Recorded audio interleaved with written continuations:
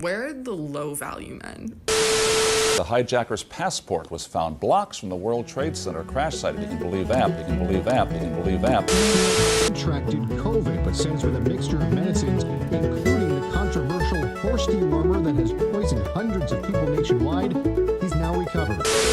He was the best guy around. What about the people he murdered? What murder? From the headlines to the whisper star. Low value mail, we'll get them all. Low value mail at 9 o'clock. Where truth and fiction take a walk. Why don't you swear on the Bible that you walked on the moon? You're a coward and a liar and a thief. Our stories are.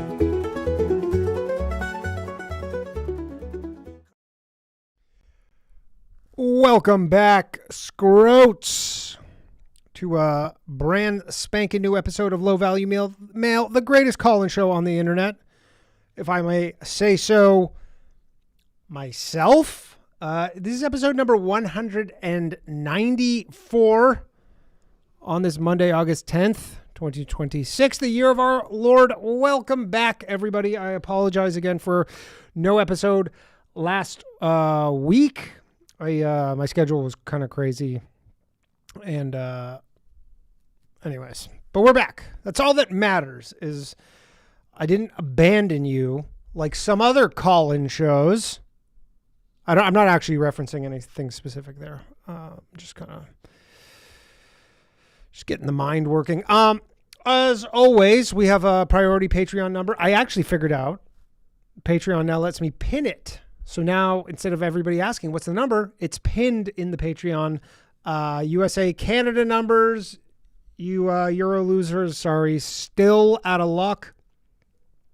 Also, Wednesday of this week, Wednesday morning, Thursday morning, we're going to do 2 in a row. Maybe we'll do 3 in a row.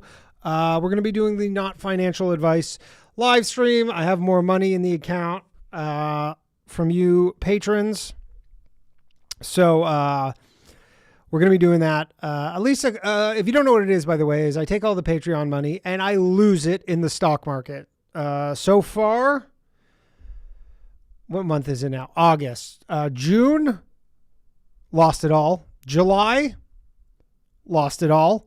August, so far, we're up, I think, $100 and some odd dollars.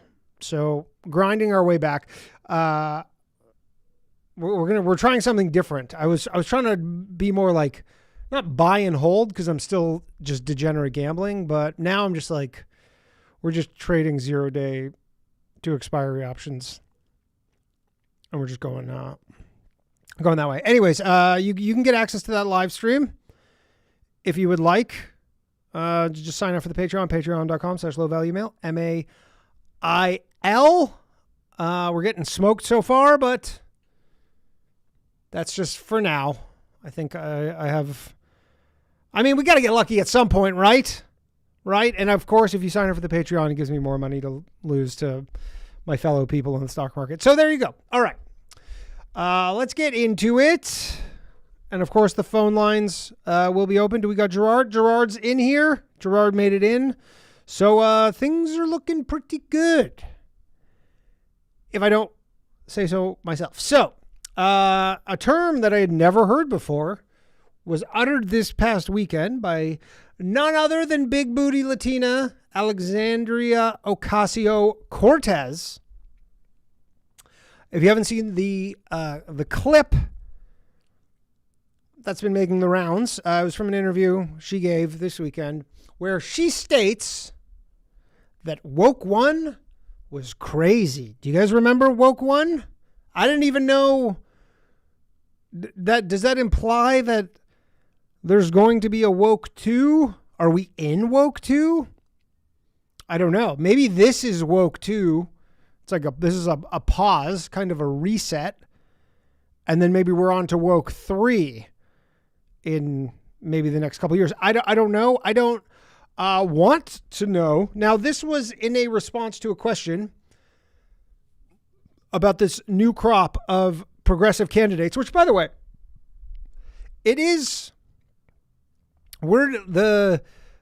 it's almost like we're calling these new, like the Democratic Socialists, they've become the progressive ones. And like the AOCs of the world, they're almost moderate in comparison.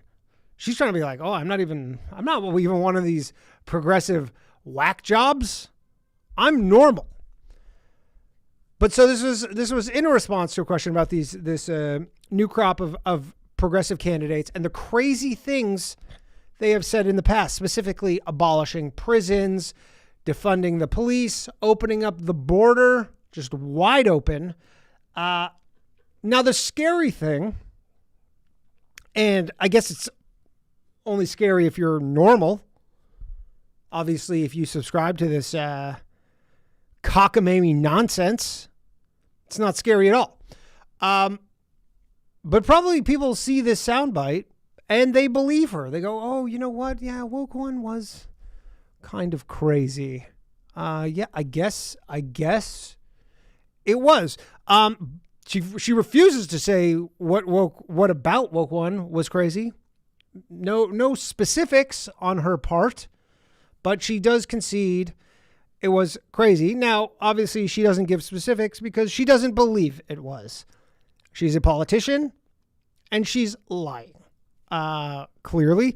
Now, I don't even know what a crazier version of woke one looks like. We're getting it. I would just like to, I like to give the odd prognostication on this show. I'm wrong quite a bit.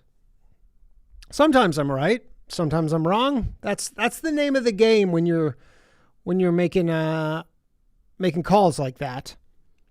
But this is probably, if I had to guess, what I guess we could call it, if we're assuming that we're in woke 2.0 right now, I guess we would say woke 3, which will be somewhere around November 2028, assuming the Democrats win, which I am. I am assuming that. I think we're on a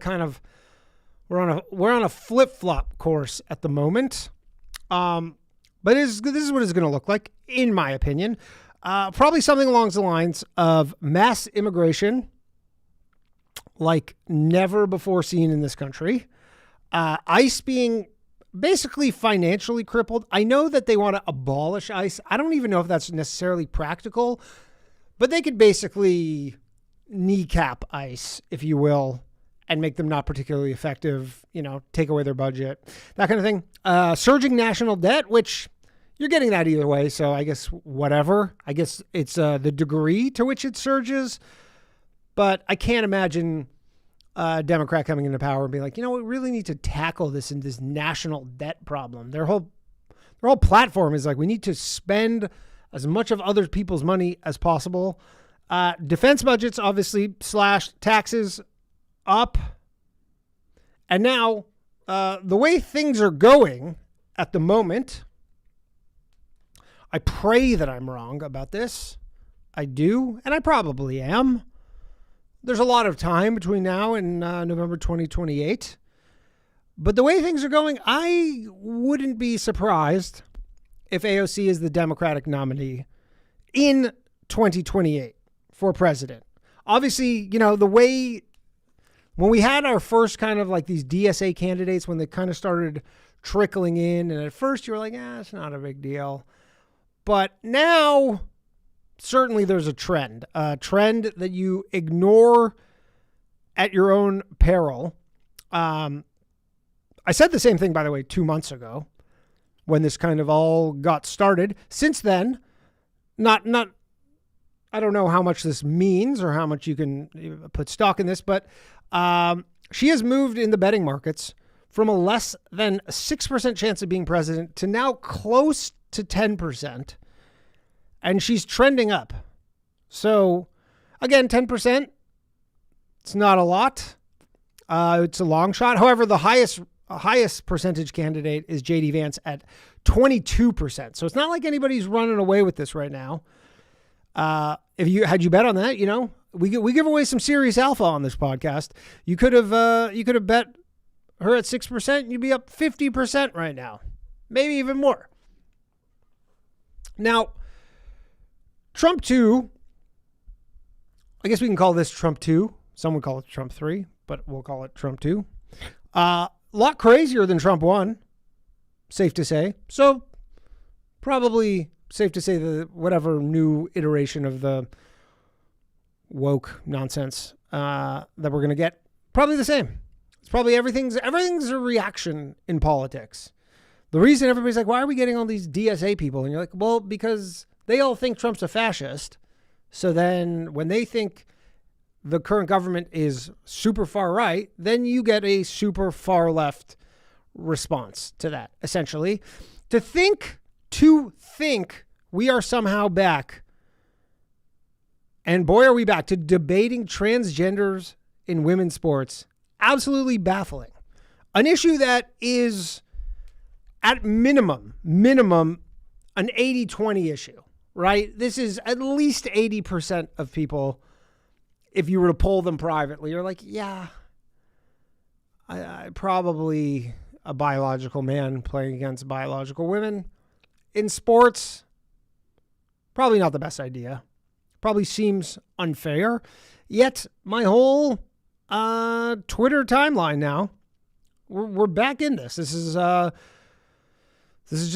what everybody's talking about now. Now, if it did feel like when Trump won the second time that this was kind of the end of this debate, that's what it honestly felt like. It was just like, okay, we can at least put this one to rest. This debate has been adjudicated. I think it's partially why he won, to be honest, is people were like, look, you know, we just need to send just a message to the Democratic Party. People are sick of debating this stuff. Something that's fairly obvious to at least 80% of people. So, you know, as long as you guys are going nuts with this stuff, we're not going to elect you. Take a hint, essentially. They did not take the hint. Because here we are. Now, I'm not going to spend much time talking about the WNBA. I will not. I refuse to. It's the only league. I mean, if Vince McMahon could somehow become the new commissioner of the WNBA, man, they would have some promise there, some serious promise. Obviously, nobody that's watching this show right now or listening gives two shits about the WNBA. You've heard of it. You don't watch it. Maybe some of you watch it. I doubt that. I mean, we probably all would watch it if Royce White or Enes Kanter somehow managed to make their way on a roster, but that's not going to happen. It's not. My best idea for the WNBA is white versus black all-star game. They'll never do it, but that would be must-see TV. That would be absolutely. I mean, the fact that it's just devolved into women's prison, essentially women's prison politics in the WNBA, it's compelling. Not compelling enough to watch, though. I don't even know how to explain it. Like, it's in my timeline, and I'm like, oh wow, that's interesting. Not interesting enough to watch, though, because the product is, of course, still quite bad. It is quite bad. But again, somehow this debate not going away. And also, again, as I said before, censorship, we're definitely getting that back. You know, I know we've had a fun time these last couple of years saying all sorts of swears and racial epithets, all sorts of stuff, talking about the COVID vaccine and all sorts of weird and wacky stuff that we were not allowed to talk about in the past. That's probably coming to an end. Seems inevitable. It's funny because we treated these big tech platforms and the people in charge like they had this moment of clarity once Trump got reelected and realized they had been wrong about all this. You know, the Metas of the world, YouTube, which I'm currently on and hoping not to get kicked off of. Excuse me. You know, obviously some element of that was Elon Musk buying Twitter, but I don't think we owe these people, the Zuckerbergs of the world. Can we get an early life check on Zuckerberg, please? I don't think we owe them anything, to be honest. They do not get a pat on the back, because really what happened is they just go with the wind. Whatever they can do to minimize problems for their business is what they do. They are not principled people. I know that Mark Zuckerberg does MMA now, and he wears a chain. He's kind of jacked, and he's got a, he's fighting and stuff. He's not a principled person at all. These are companies with a singular motive, which is to increase shareholder value. That's it. I'm not trying to be cynical over here, but that's what it is, right? And if AOC is president in 2028, God forbid, she's going to be like, this is what's going on now. And Zuckerberg's going to be like, I can't believe I was so stupid when Trump was in office to let people say all this crazy stuff on my platform. I can't believe I had such poor judgment to do that. Now, if the Democrats win in 2028, every one of these companies are going to be rehiring all their DI consultants that they fired in the past 18 months or so. That was such a good racket, huh? All this stuff started, all these racial and cultural reckonings, and then all these mostly black people, which good on them, by the way. Good on them. I do not fault them whatsoever for this, because they just saw an opportunity. They go, hey, these companies, we provide a service, shaming white people. These companies need someone who knows how to shame white people. And I am that person, and I will happily do it for $5,000 an hour. So these people are all coming back. Trump has done not much to help avoid this. Now, maybe he can pull a rabbit out of his hat in the next 2 years. Maybe, but it's not looking great. Sure, the stock market is near all-time highs, or basically at all-time highs, but most people don't own stocks. They don't. They notice inflation. They notice housing prices are high. They notice they haven't had a raise at work in 5 years, even though the price of everything has gone up. But most of these people don't own stocks. Definitely the people sympathetic to these far left candidates, they own zero stocks. I would go as far as say they don't even believe in the stock market, nor do they know how it works. So Trump is doing nothing to help avoid this. The Iran war, safe to say, full-blown disaster at this point. Is there any other way to put it other than, I wanted to give the guy the benefit of the doubt. When this popped off, I go, look, if he says 4 weeks, and you know what? Egg on my face for taking the man at his word. But he goes, yeah, 4 weeks, we'll be in and out. And go, that sounds pretty good. That sounds good to me. 4 weeks? It's nothing. Now, what are we, like 6 months? 5 months? The U.S.'s missile stockpile is like totally depleted. Here's now a post from Donald Trump on Truth Social today. I paid the 100,000 last month, so I got this post 0.2 of a millisecond earlier than anybody else.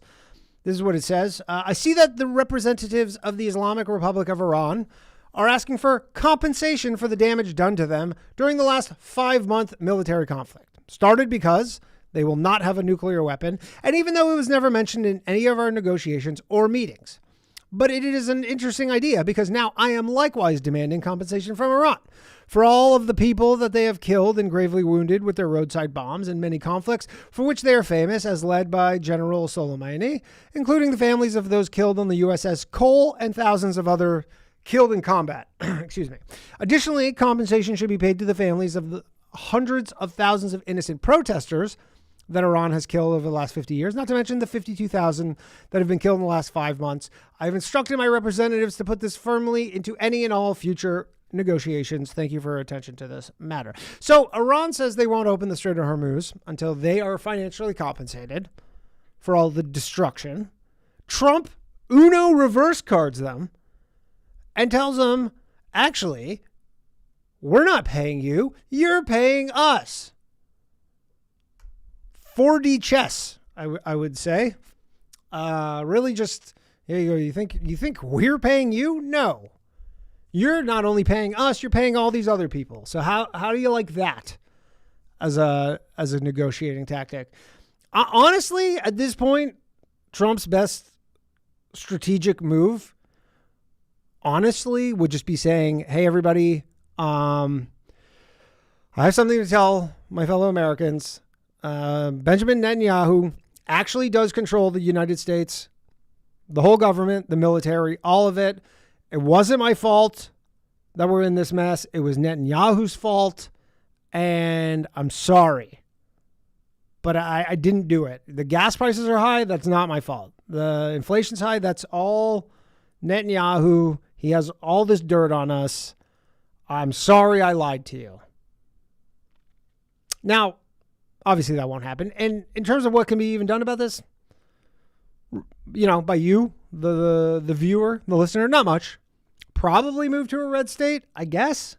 Or, assuming you live in one. Or unless you're Abdul and then you're like, hey, this is kind of what I want to have happen. And then good for you.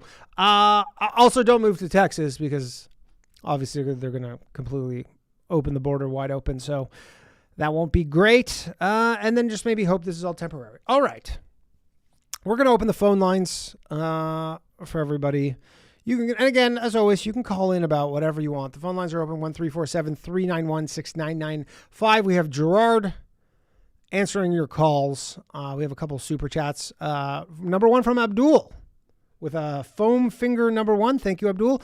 And this is from Pablo. It says, if I'm understanding you right, Danny, I should update my resume to include DEI consultant and call myself indigenous. Honestly, not the worst idea. I'm telling you, I say this with absolutely no pleasure, but this stuff is coming back.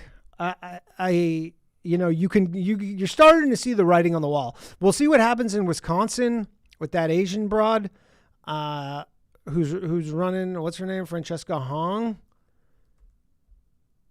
Looks like she's going to win. Again, these people, and I don't know if this is like a post-Trump thing, post-Trump, like the first time around, where now you can just say the craziest shit you want, essentially, as a politician. Nothing disqualifies you anymore. We're living in this era where nothing is disqualifying anymore. It used to be the most minor things. Remember, what was the Mitt Romney? Binder full of women. You're out. And he wasn't even trying to be a dick about it. He was like, I have a binder of all these women I want to hire in high profile positions in the U.S. federal government. You're out, pal. That's it. We don't do binders full of women. Find a different way to say it. But it's looking like this chick's going to win. And we have Abdul Al-Sayed last week, and then all the other ones. So not looking great. Not looking particularly great, but we'll see. I mean, again, I moved to this country to not live in Canada. Now it might be even more extreme than Canada. We might be wishing that fucking Justin Trudeau was the guy in charge here. So before I get to your calls, and I'm going to get them very shortly, at the beginning of the show, we have a list of the very important scrotes, which is the Scrote Wall of Fame. At the beginning of the show, if you would like to be on there, you can join the $10 tier here on YouTube or on Patreon. Patreon's preferred just because YouTube takes half the money for some reason. And if you're already a member, you can upgrade. You get ad-free audio, access to the group chat we have. Now these stock market gambling streams for as long as those go for. Hopefully for a long time. Hopefully. And as always, if you have no money, that is also fine. That is, the economy's tough. It's tough out there. You can support the show without money. Just like the stream that you're watching right now. Right now, I'm looking, and there's almost 200 viewers, and how many likes? It doesn't show me anymore. 24 likes, 170 viewers, 24 likes. bunch of freeloading. You can also share the show with a friend. Maybe you have some weird autistic friend who likes call-in shows. Maybe he hasn't really developed much from the 90s and he just likes what he likes. And that's call-in shows. You can send it to a friend or just leave a comment here on YouTube or on Spotify. And make sure if you are a Spotify listener to hit the follow button. All right. Let us go to the phone lines. We're going to go first up. Billy from Philly. The man with only one thumb. Billy. Danielson, wax on or wax off? I'm a wax on guy. Nice. Yeah. Way to do it. Mark it down. What's up, Billy? I wanted to ask you about your peptide use and how that's going for you. Okay, so my peptide use, I don't take any peptides other than retatrutide, which is technically more like a GLP-1. Like I tried BPC 157 because everybody was like, this shit's a miracle. I've seen Martin Shkreli, who's like, you know, I bring him up sometimes. He's like the smartest guy I know when it comes to pharmaceuticals. Like he's literally the pharma bro. He's like, most of these things are total horseshit.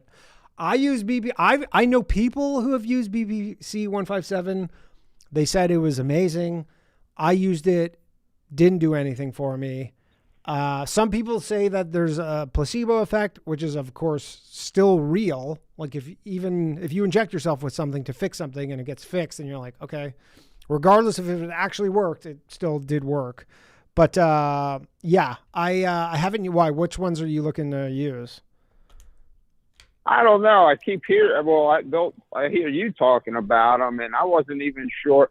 Or is that for weight loss then? These things. The one I take, no, retatrutide is basically.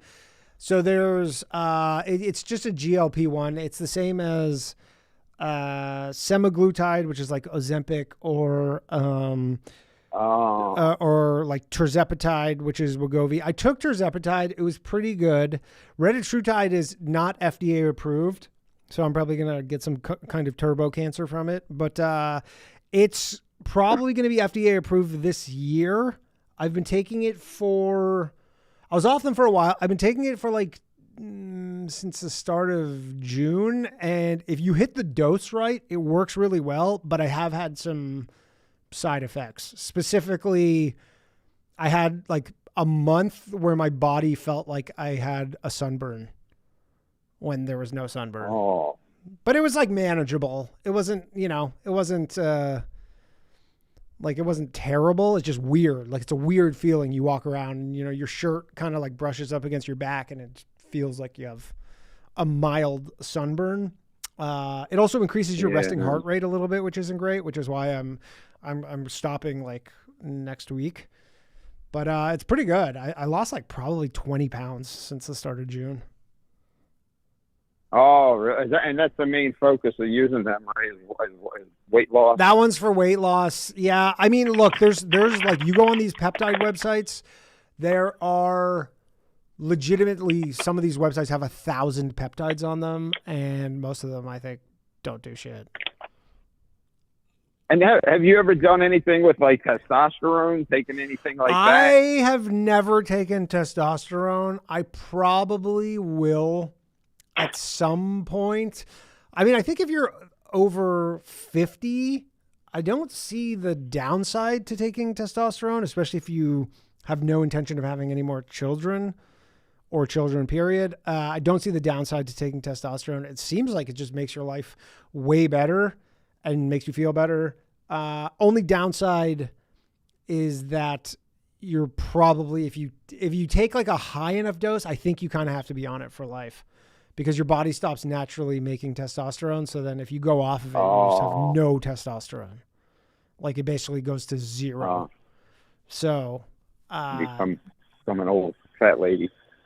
Yeah, you just basically become almost dependent on it because your body won't produce testosterone. So that's what I understand. I talked to this guy who is he's a doctor, but he's also a comedian, but he's a doctor, and he's on it. And that's kind of what he said. He's like, it's amazing. He's in his 50s. He's like, it's amazing, but you're kind of like stuck on taking it for the rest of your life. I got you. And I got one more question. Yeah, go ahead. About Claude. Do you still use him as much as you did before, like a few months ago? I use it. Or whatever. Yeah, I use it pretty much every day. I use Claude. All the time. I use it for. And do you have it hooked into your phone, or do you mainly? I do. Use it on your computer? So I have it hooked into my I have the app on my phone, and then I have it on my computer, the app on my computer. But then you can also set it up where you can message it via iMessage, just like you're talking to somebody. And I have it set up that way. That's the way I use it. Probably like 50% of the use is that way, where I'm just texting and it just feels like you're just texting with somebody. And then, but yeah, no, I use it plenty. I also use Gemini sometimes, although they're pretty similar. What are you texting Claude about? It's basically like I use it as almost like a personal assistant, just like reminders. Just I have I'm kind of forgetful sometimes about stuff, so it's just like, hey, remind me about this, versus, and it's easier than like, setting alarms and all this shit and just stuff like that. For the most part. And, sometimes I'll have a question. I'll just be like, hey, what's this? And it has a pretty good memory. Although it had an issue like 2 weeks ago where I couldn't text it for like almost 2 weeks. It just like, I couldn't text it. There was some bug, but it's fixed now. Cool. All right, man. Well, I'll let you get back to it. I appreciate your time. Later, buddy. Billy from Philly, everybody. All right. Let's go to Kennedy. Let's speak with him. Is he there? No. Kennedy. There he is. What's happening, Kennedy? Hey, I'm unmuted. Yeah, gotcha. Hey, how's it going? How's it going? Very good. How are you? Fantastic. So, have you been seeing Hassan being dragged into the light? Hassan Piker? Mm-hmm. I mean, yeah, I see him everywhere now. What specifically?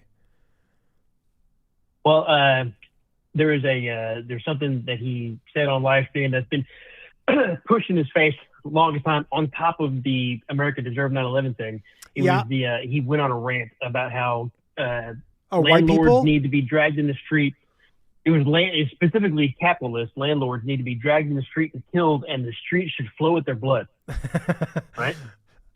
You know what? I don't normally say things that are anti-Semitic. I have a pretty high bar for that. That seems pretty anti-Semitic, though. Landlords? Any specific type? Although there are a lot of Chinese. What the thing with that too is, in New York City, tons of Chinese landlords. Who don't speak any English. I can't imagine he means them. I can't even imagine he means the Chinese landlords. Yeah.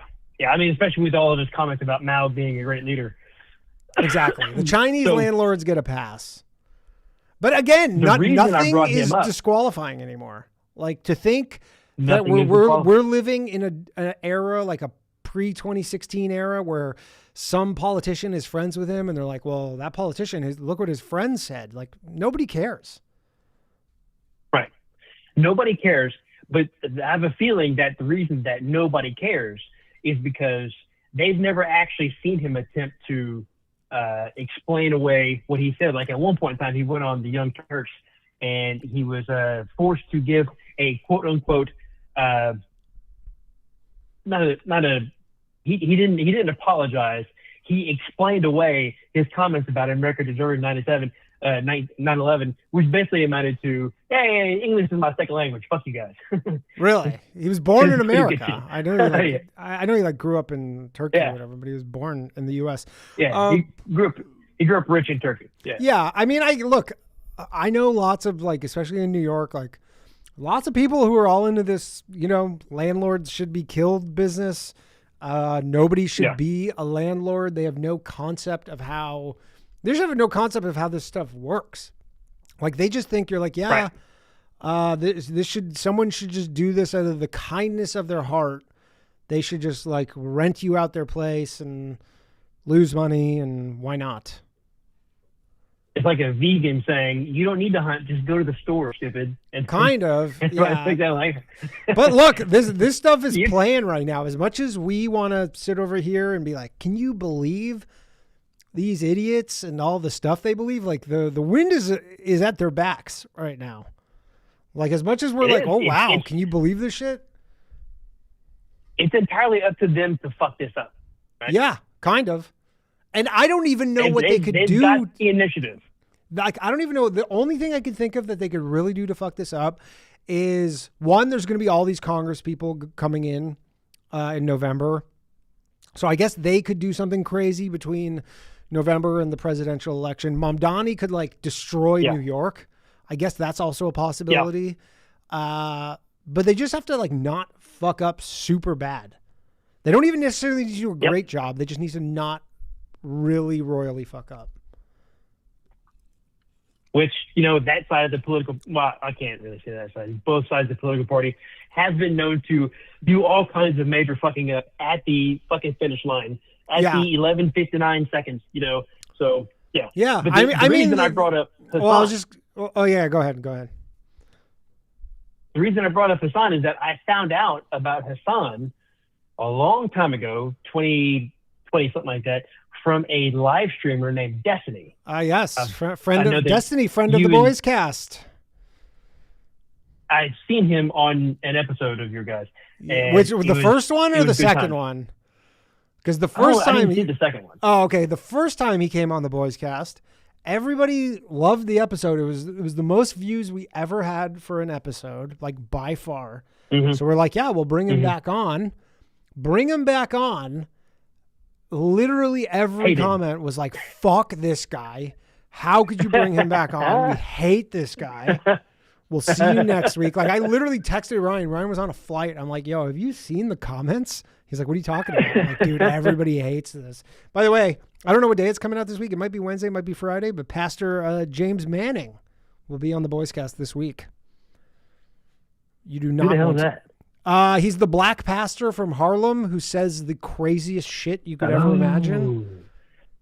He is the man. That guy is the man. But he said, you just go look up some of his greatest hits. That guy is wild. So I learned about Hassan by watching Destiny. I ran into Destiny like in 2017, 2018, something like that, in Dallas-Fort Worth at a book signing that ended at a debate he was doing. I invited him out to our range. He came out to our range and did some shooting training with me and my buddy with his wife, Melina, for 2 weekends.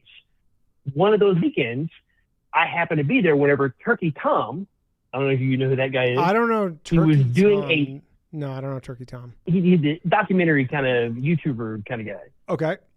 He was doing a documentary about Destiny.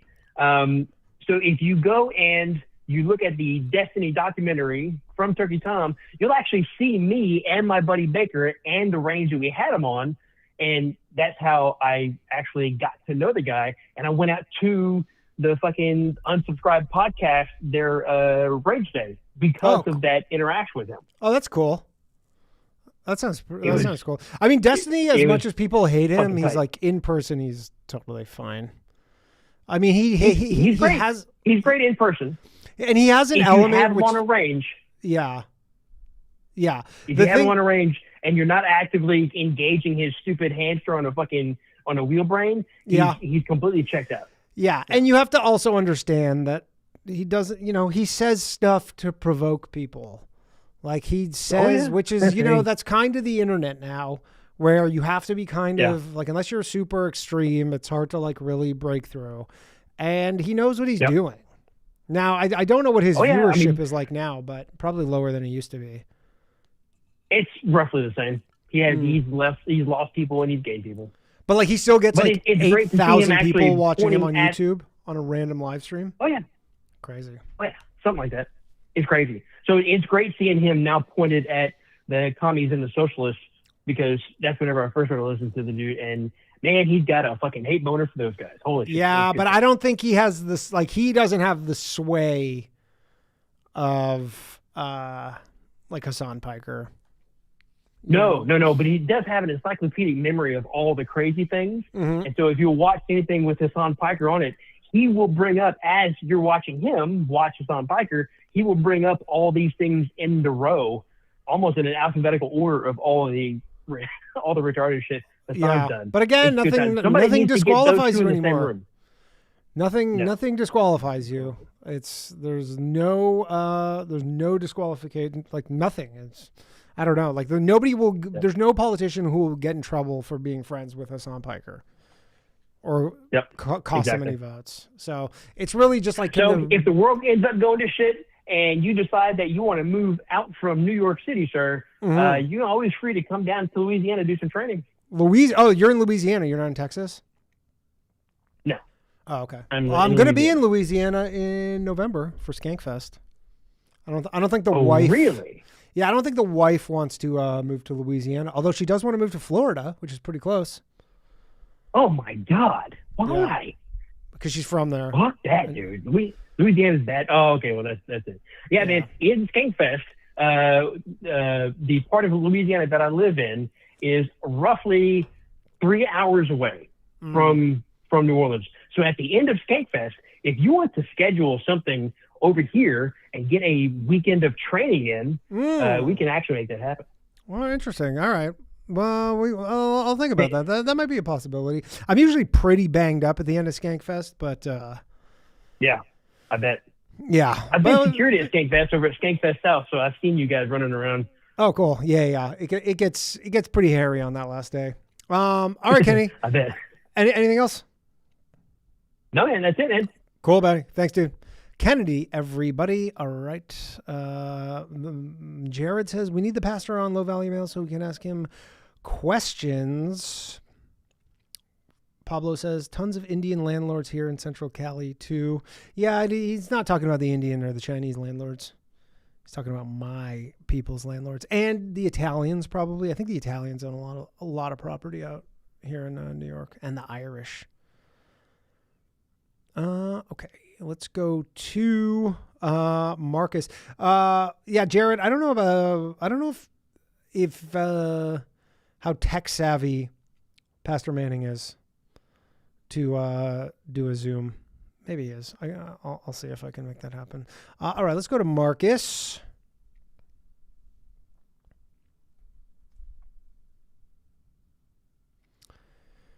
Come on, guys. You can unmute yourself a little faster than this.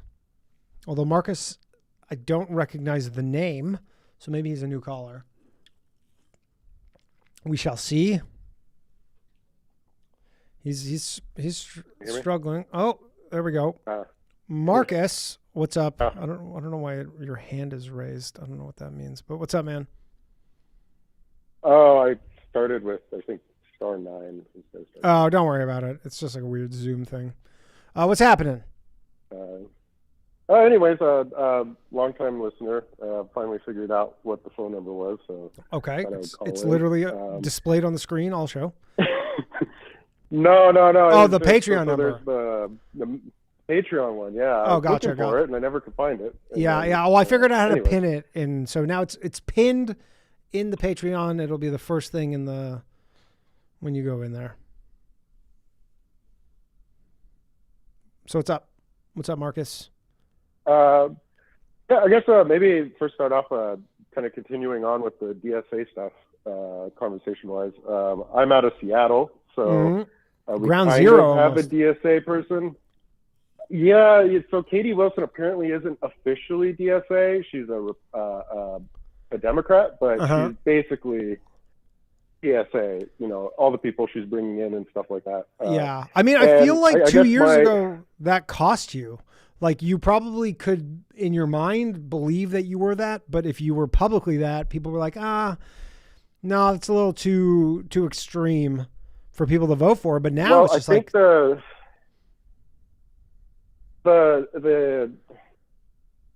points that they got, I think, to come out a little bit more was because they're probably like one of the only political parties at the moment that isn't being sunk down by like the Israel issue. Yeah. just anything related to that, they've just been at minimum critical or against it. And so people are like, oh, well, this seems kind of rational. And then they don't have a back history of failed policy. So Right. they're like, well, maybe. I think that's what's kind of pushed them over the edge. But again, that's because they don't have a history of failed policy.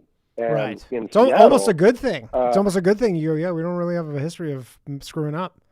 Oh, for them, yeah. Unlike they're everybody the only else. One that, yeah. And so, Katie Wilson, have you been following any of the fallout after the Bite of Seattle shooting?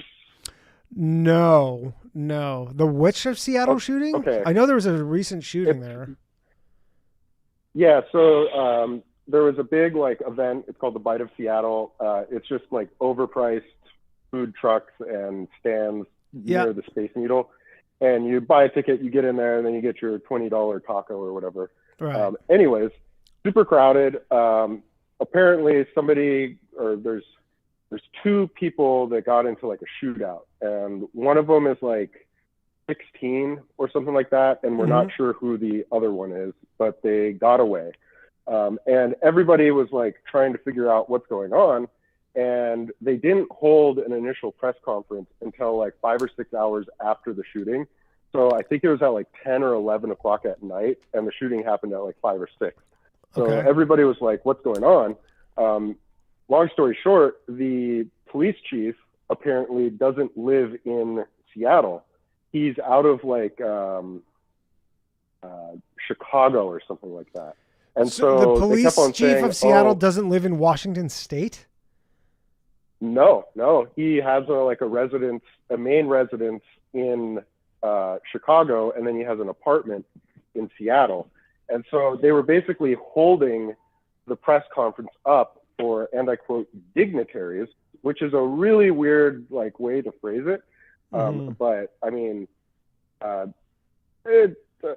won't list all the names that kind of showed up, but there were senators and stuff. It was a big spectacle or whatever. But now there's a big fallout of the police chief getting let go, and the police chief was black, and so now the Black Caucus is really mad at her for that. And then in order to get him to resign, they had to pay out $700,000 to the guy so that he wouldn't sue for wrongful termination.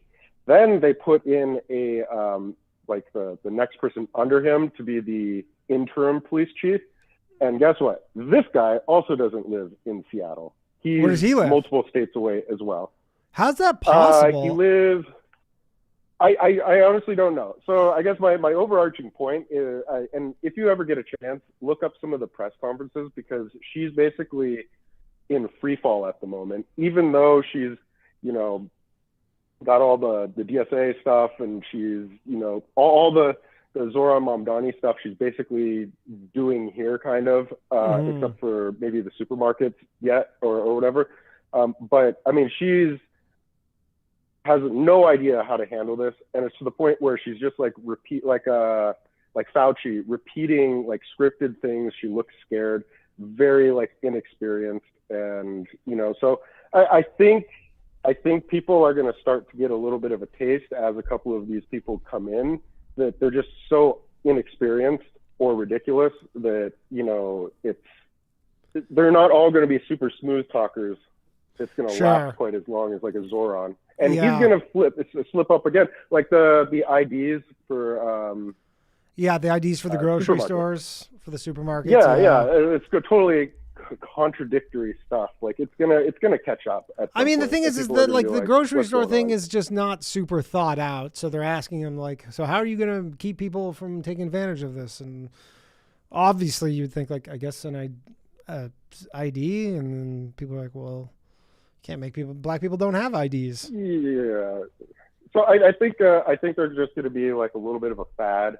I don't think that the ideology is necessarily going to go away. It's not in 3 years everybody's going to be socialism is lame. But I think this brand is just going to get incorporated by the Uniparty at some point, kind of like AOC.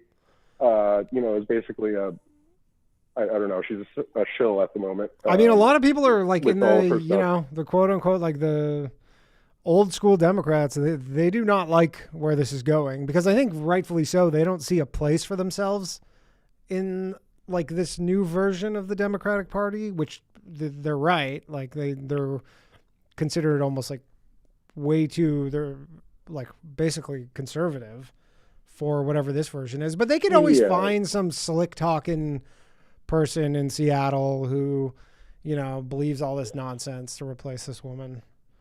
The stakes are too high for them not to try and co-opt the movement, you know, if they're going to be losing power or something like that. So yeah, I would imagine that something is going to happen, you know. But also, what's the alternative? They're not going to elect a Republican mayor. Like, Seattle's not going to have a Republican mayor. You know, maybe.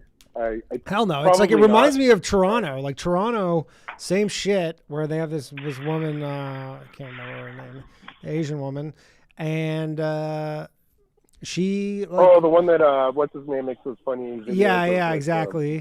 Olivia Chow. And they have a mayoral race coming up. Apparently, she's 10 points ahead. I literally, as someone who used to live there, I can't believe it.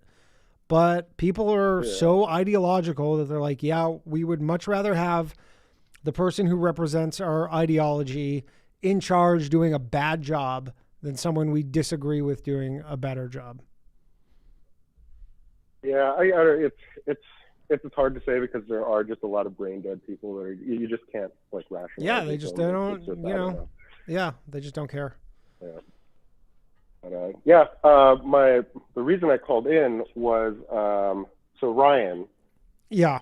He's got some odd eyebrows. He's blonde. Are they naturally that thin, or does he have they're like just a blonde. secret drag career? They're like pencil thin. I've never really paid attention. I've seen a lot of comments referencing his eyebrows, but as someone who, you know, I sit beside him, I've never thought anything of his eyebrows. I think they're just blonde, so maybe like how they play on the camera, maybe. Well, anyways, it looks like, you know, how they pluck the eyebrows and they you know, put it on their face or whatever. So you're not making me any less skeptical with that answer. I mean, if he's doing anything with his eyebrows, it's news to me. I'll tell you that. Okay, well, that's it right. for this call. All right, later, man. Thanks for calling in. Yep.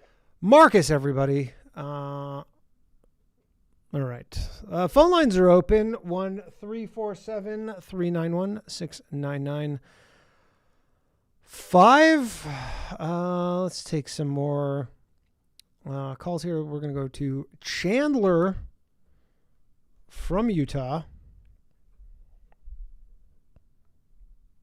Hello? Chandler, are you there? Hi. How are you doing? How are you doing? You're on Low Value Mail. I'm with all my other low value mails. There we go. With the scrotes. I'm kind of glad I called in today because literally every topic we've talked about today is directly affected me today specifically. Okay, let's hear it. I literally came back from my testosterone treatment like a half hour ago. All right. How old are you? And I am 29. 29, you're getting testosterone? Do you just have naturally low testosterone, or are you trying to get yoked? Yeah, I've got like a 180.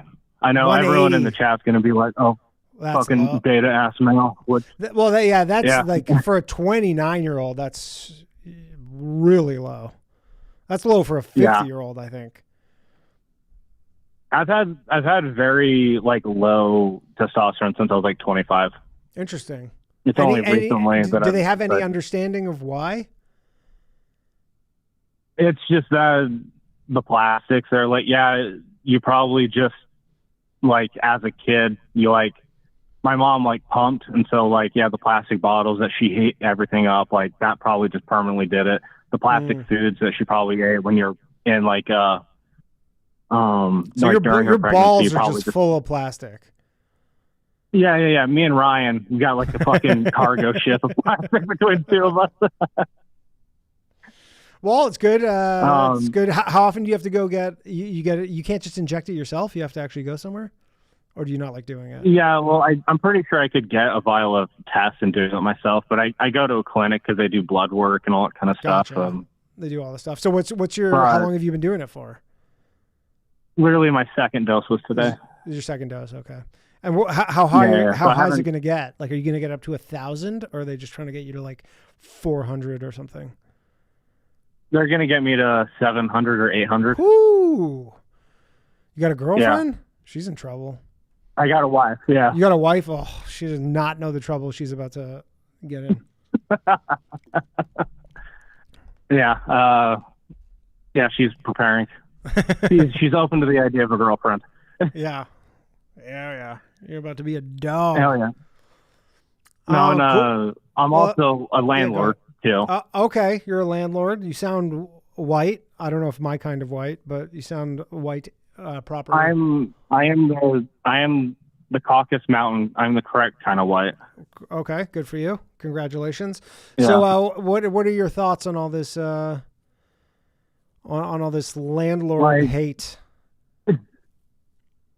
Like I don't know. Like I just rent the upstairs of my house because, like, me and my wife, we just take the downstairs of the place. Yeah, you're doing like a Dave Ramsey kind of thing, which is, by the way, if you're your age, it's the best thing you can do. If you have obviously like you're fine with it, is just you buy a duplex and you live in one half and rent out the other half. Yeah.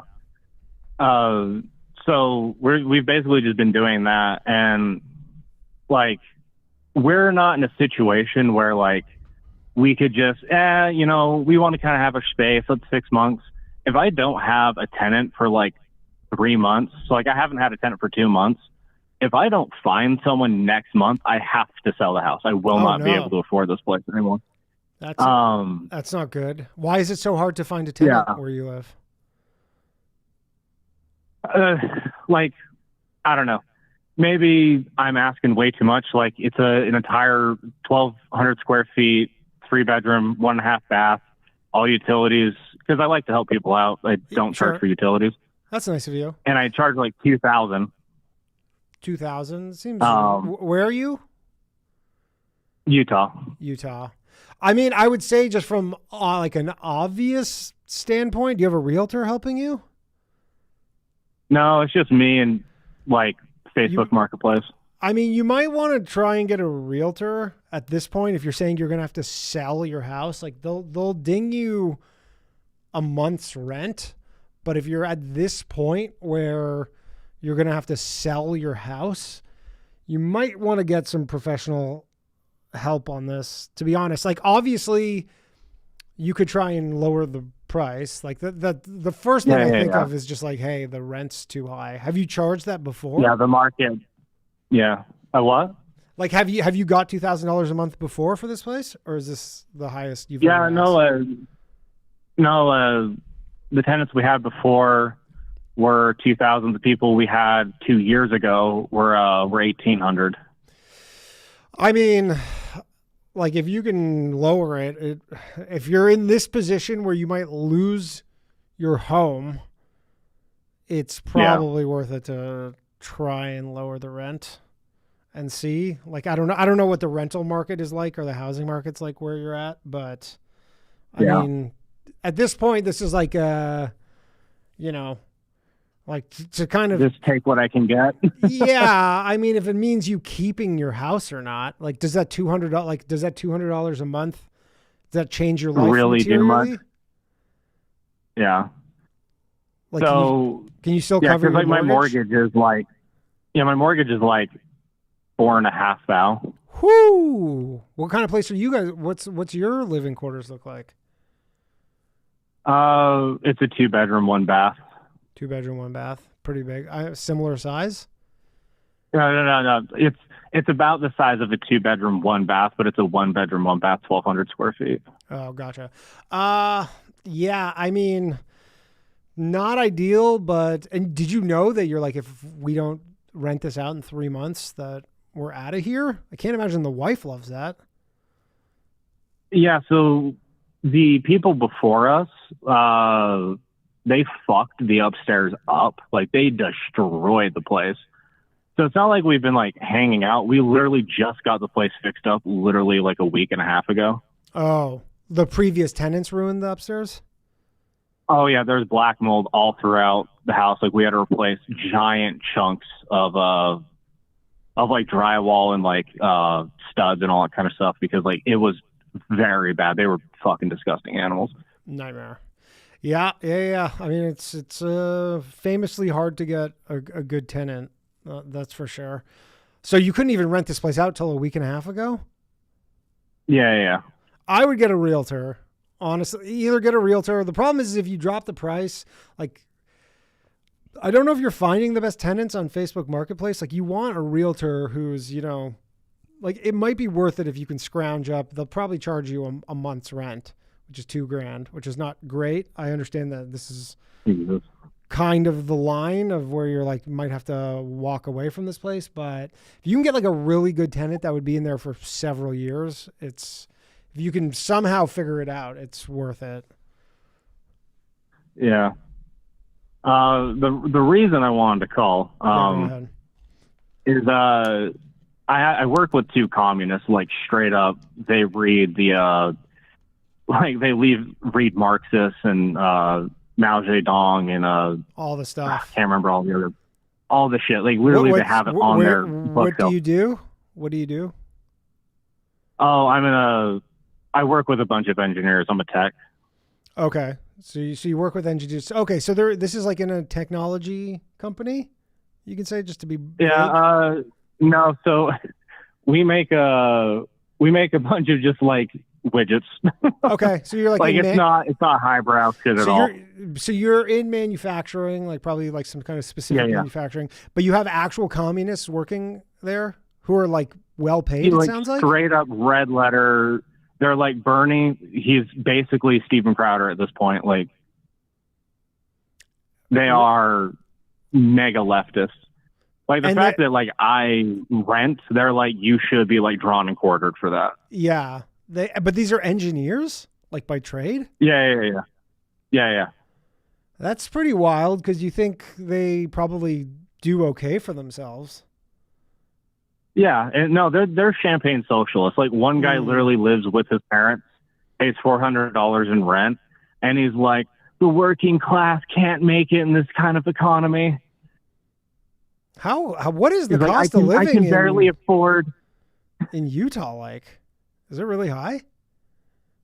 Oh God, no.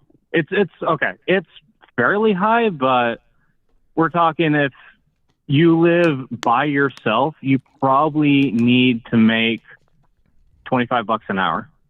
That's reasonable. To like sustain yourself. Yeah, that's not bad. That's not bad at all. But so they're just ideologically. But they're just ideologically, they're just bought into this shit. Yeah. Yeah, there's probably, that is surprising. I would expect that at like a coffee shop or like a restaurant or something. But someone who's like an actual engineer, is somewhat surprising. But I mean, look, this is where the shit's going. I mean, it seems clear as day at this point. And I wanted to ask you, because they keep bringing this up. They're like, is there an amount of assets that someone can own that's just too much? And looking at my current situation, I'm looking at like the $1 trillionaire Elon Musk, and I go, maybe. Maybe there's an amount that one formerly trillionaire. He's no longer a trillionaire. He was a trillionaire briefly. Is there an amount of assets? It's not even the question of like, is there an amount? It's like, what's the prescription for people who like reach? Because again, he doesn't have $1 trillion in cash. He just owns a bunch of stock. Like he doesn't, he just owns companies that he built. So were you going to make someone sell some of their company? Like he's not making capital gains to, like, from what I understand, he, besides owning like a, $50 million private plane, like I don't think he lives a particularly crazy lifestyle. And obviously he could never fly commercial like that. That's not really feasible. So, and I don't even know if he owns his plane. He probably one of his companies owns his plane. So, I mean, I've never been of the notion that there's a number where that's, we need to start redistributing their money. Because, I mean, one, it's disincentivizing for people who build these companies. And so I mostly just wanted to call in because like I'm a Neanderthal. I'm fucking ooga booga.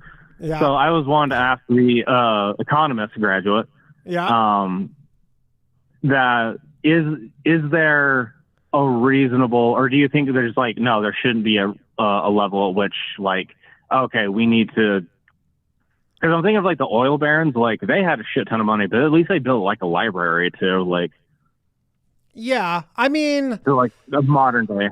I suppose that I don't even know if anybody would care if Elon Musk built some library somewhere. Like he just takes the money, he puts it back in his companies, and you know his goal is to he has these crazy lofty goals which requires a lot of money. Like he's sending rockets into space. So for him, he's probably like, I don't know. I guess he could. I don't know what philanthropy he really does. From a PR standpoint, it probably would benefit him, but like it seems like most the Bezos and Bill Gates, like they do, Warren Buffett, like they do tons of philanthropy. Like Warren Buffett's giving all of his money away. Bill Gates, like, regardless of what you think of him, like he's not just hoarding his money. So maybe Elon Musk isn't the best example just because I can't really think of specific philanthropy he does. But again, and also, I guess it's a moving target. Like, yes, he's a trillionaire, but then, like $1 million is not what it was 20 years ago. Yeah. You can get 2 houses with $1 million and you're completely bankrupt in like half of one, depending on where it's at. I mean, you can't get a house in where I live for $1 million, not even close. Fair enough. You get a nice studio apartment, like a big one. That's right. New York is outrageous. It's like shit. Lost my train of thought. But like the philanthropy. I guess it's like, but is that actual? Not saying that like they're giving money away. They don't have that money anymore. Like they feel that. But is it actually like effective philanthropy, where like you give them $10 million, $100 million, $1 billion, whatever it be. And it's like, how much does that actually get to someone that actually needs it and isn't just like gobbled up by various machinery? I'm sure in some cases, like a decent chunk. Like, I don't know what the, like exactly with Bill Gates, but it seems like he did some good work with, combating like malaria. Now everybody's like, he genetically engineered all these mosquitoes and maybe he's a supervillain. I don't know. But I'm sure there's some poor kid over in Africa who's like, I would have had malaria otherwise, if not for Bill Gates buying me this fancy net to put around my bed. Right. But yeah, I don't know. I know like all these, Bezos, Bill Gates, I mean, their ex-wives, all they do is give away money. It's got to be doing something. I can't imagine it's doing nothing. Right. And like, a lot of the old money, like the Rockefellers and the Vanderbilts, they just went and built like museums and stuff, which I'm not against, but it doesn't really help people. It's not helping no one. No, it's not helping anybody. You're like, it's cool. Like I can go to a museum and look at some really nice art, but in terms of like actual needs people have, like it's not really addressing those. But also like they've kind of, I don't know, like everybody talks about how bad everything is, but it seems like from what I understand, like world hunger has been eradicated. Like I don't think, like those Sally Struthers commercials from the 90s, like like that shit's gone. I don't know. I don't think there's all these places where everybody's just starving in Africa anymore. Like they kind of figured this stuff out. So now the communists that I work with, their favorite talking point is 1,500 people every year starve to death in the United States. And I'm like, how? There's food banks fucking everywhere. I live next to two. There's that. Yeah. Like maybe if you have dementia and you forget to eat and you don't have a caretaker, but if you starve to death, like actual proper starvation where, I mean, most people can go 2 weeks without eating, like that's a choice. Yeah. Like, that would be, I mean, I don't like, you couldn't starve to death in New York City. If you were laying on the sidewalk starving, like you would have 20 social workers approach you to help you before you starved. So Is that even a real statistic? He says it all the time. It is like his bread and butter, where he's like, well, if we have such a robust military, what if 1,500 people will starve every year? Okay. And I'm like, are these people they find in the middle of the fucking woods that are dead? Like, so I'm looking looking at at 1,500. This is from Gemini. It says pure death by explicit starvation, a complete lack of available calories, is extremely rare in the United States. However, the Center for Disease Control and Prevention records tens of thousands of deaths annually where malnutrition is listed as a primary or contributing factor. It says recent data shows deaths attributed to malnutrition nationwide rose from roughly 9,300 in 2018. How is that possible? It says 20,000.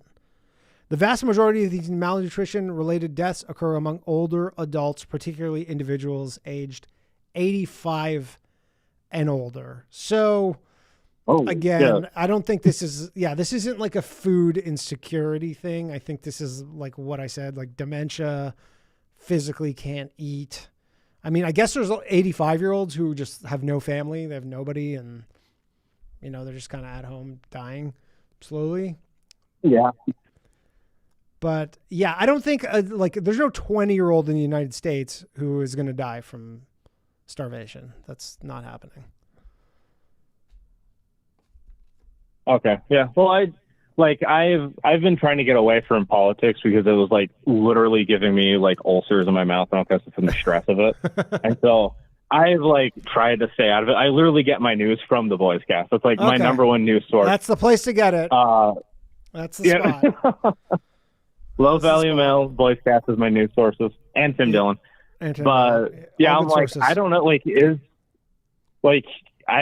don't know how bad or good stuff outside of my circumstances, and so I'm listening to these two ultra mega communists are saying oh, it's so bad, we're all dead in 5 years, and but they were saying that 5 years ago too.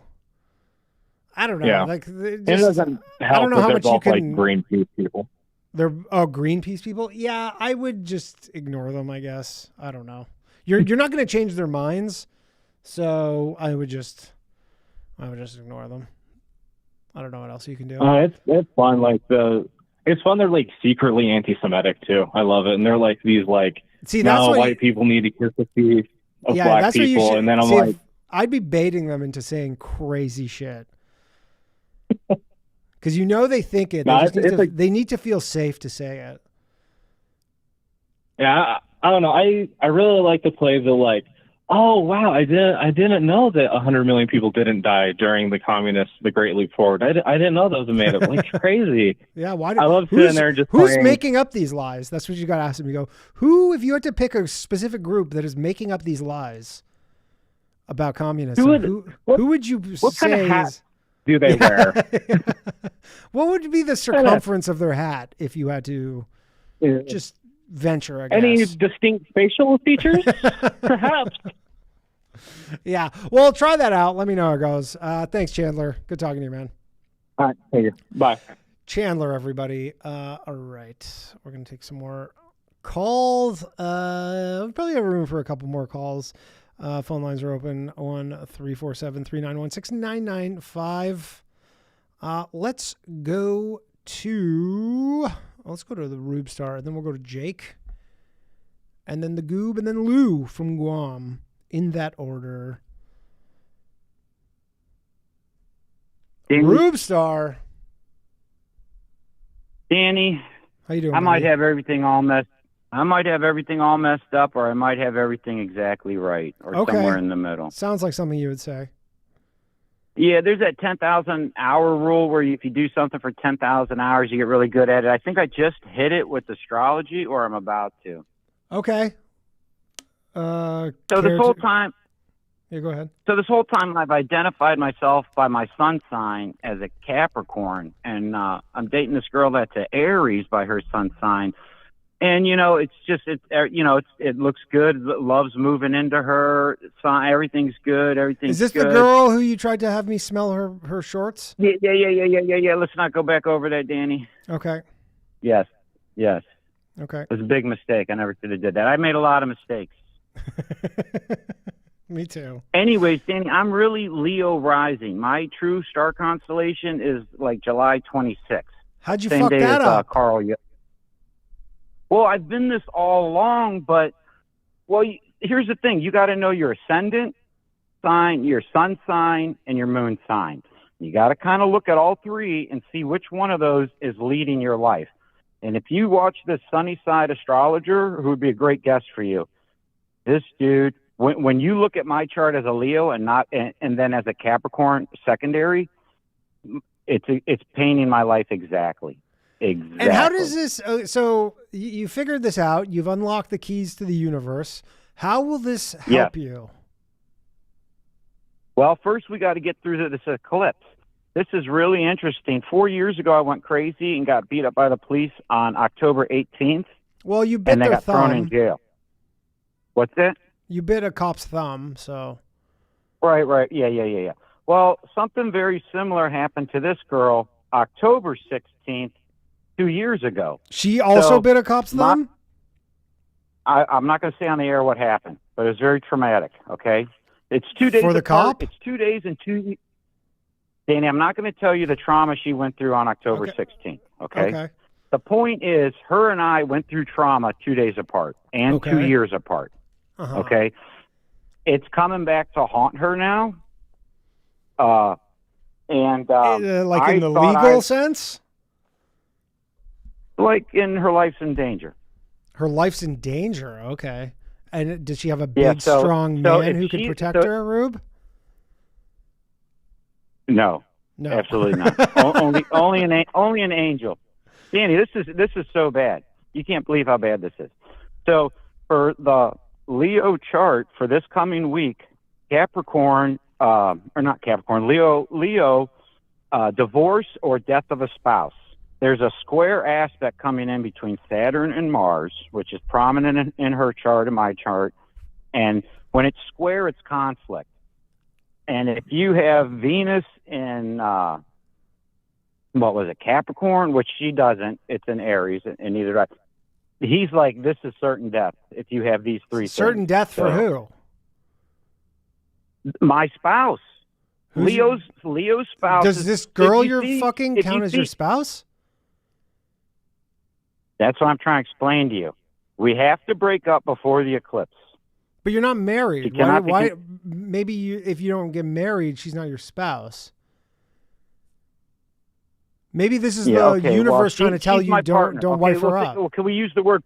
Can we use the word partner? Yeah, if you're gay. Dan, you're being kind of difficult today. Sorry, Rube. I enjoy talking to you, Rube. I'm sorry. All right. Okay, let's get serious. I'm sorry. You're being 100% serious. Okay, so the astrology there's saying... stuff I could tell you. Yeah. There's stuff I could tell you right now that I'm not going to say on the air that would blow your mind in two. About what? Things that have happened in the past that are about to come back. It's a huge cycle I uncovered. To me or to you? Or to the world? To me. Why can't you tell me? All right, it's like some things you just can't say publicly. Okay, that's fine. All right. That's fine. Yeah. So you're concerned. You're concerned that the astrology is going to make something bad happen to your partner. So what? Okay, can I ask a question? This is a serious question, Rube, because I'm not a big astrology guy, right? I don't quite understand this. Go ahead. Can you? Because it seems like you can break up with her for a period of time. Danny, she already broke up with me. She's probably with somebody else. Got it? Somebody else is probably going to be the end of her life in 2 weeks. Oh, okay. Why didn't you say that? I'm trying to keep things confidential, dude. Confidential about what? What do you mean? I don't know. Let's say, Nobody knows her name. Danny. Rube. Your wife was raised on Eminem. True or false? Raised on Eminem? False. That generation that grew up, that was born in '89, true or false, were they raised Okay. Yeah, okay. When your wife, what does Eminem sing about doing to girls? Cutting them up with a chainsaw? Okay, so imagine you're a girl raised on this, and this is your fantasy. Now, is anything making sense to you? Not like so. Okay. Yeah, like I guess I hear what you're saying. I'm still a little confused. But so you're concerned about your ex? I'm concerned about my house getting burned down, Danny. You're concerned about your house getting burned down. Who? Okay, can I ask who's going to do that? Is it the same person? I don't know. Danny, I'm trying to explain to you, there's certain things I can't say on the air, dude. Okay, but I don't know what those things are. So if I ask you a question and you can't say it, you don't need to get bent out of shape. Just say, hey, I can't answer that because I don't know what those things are. All right?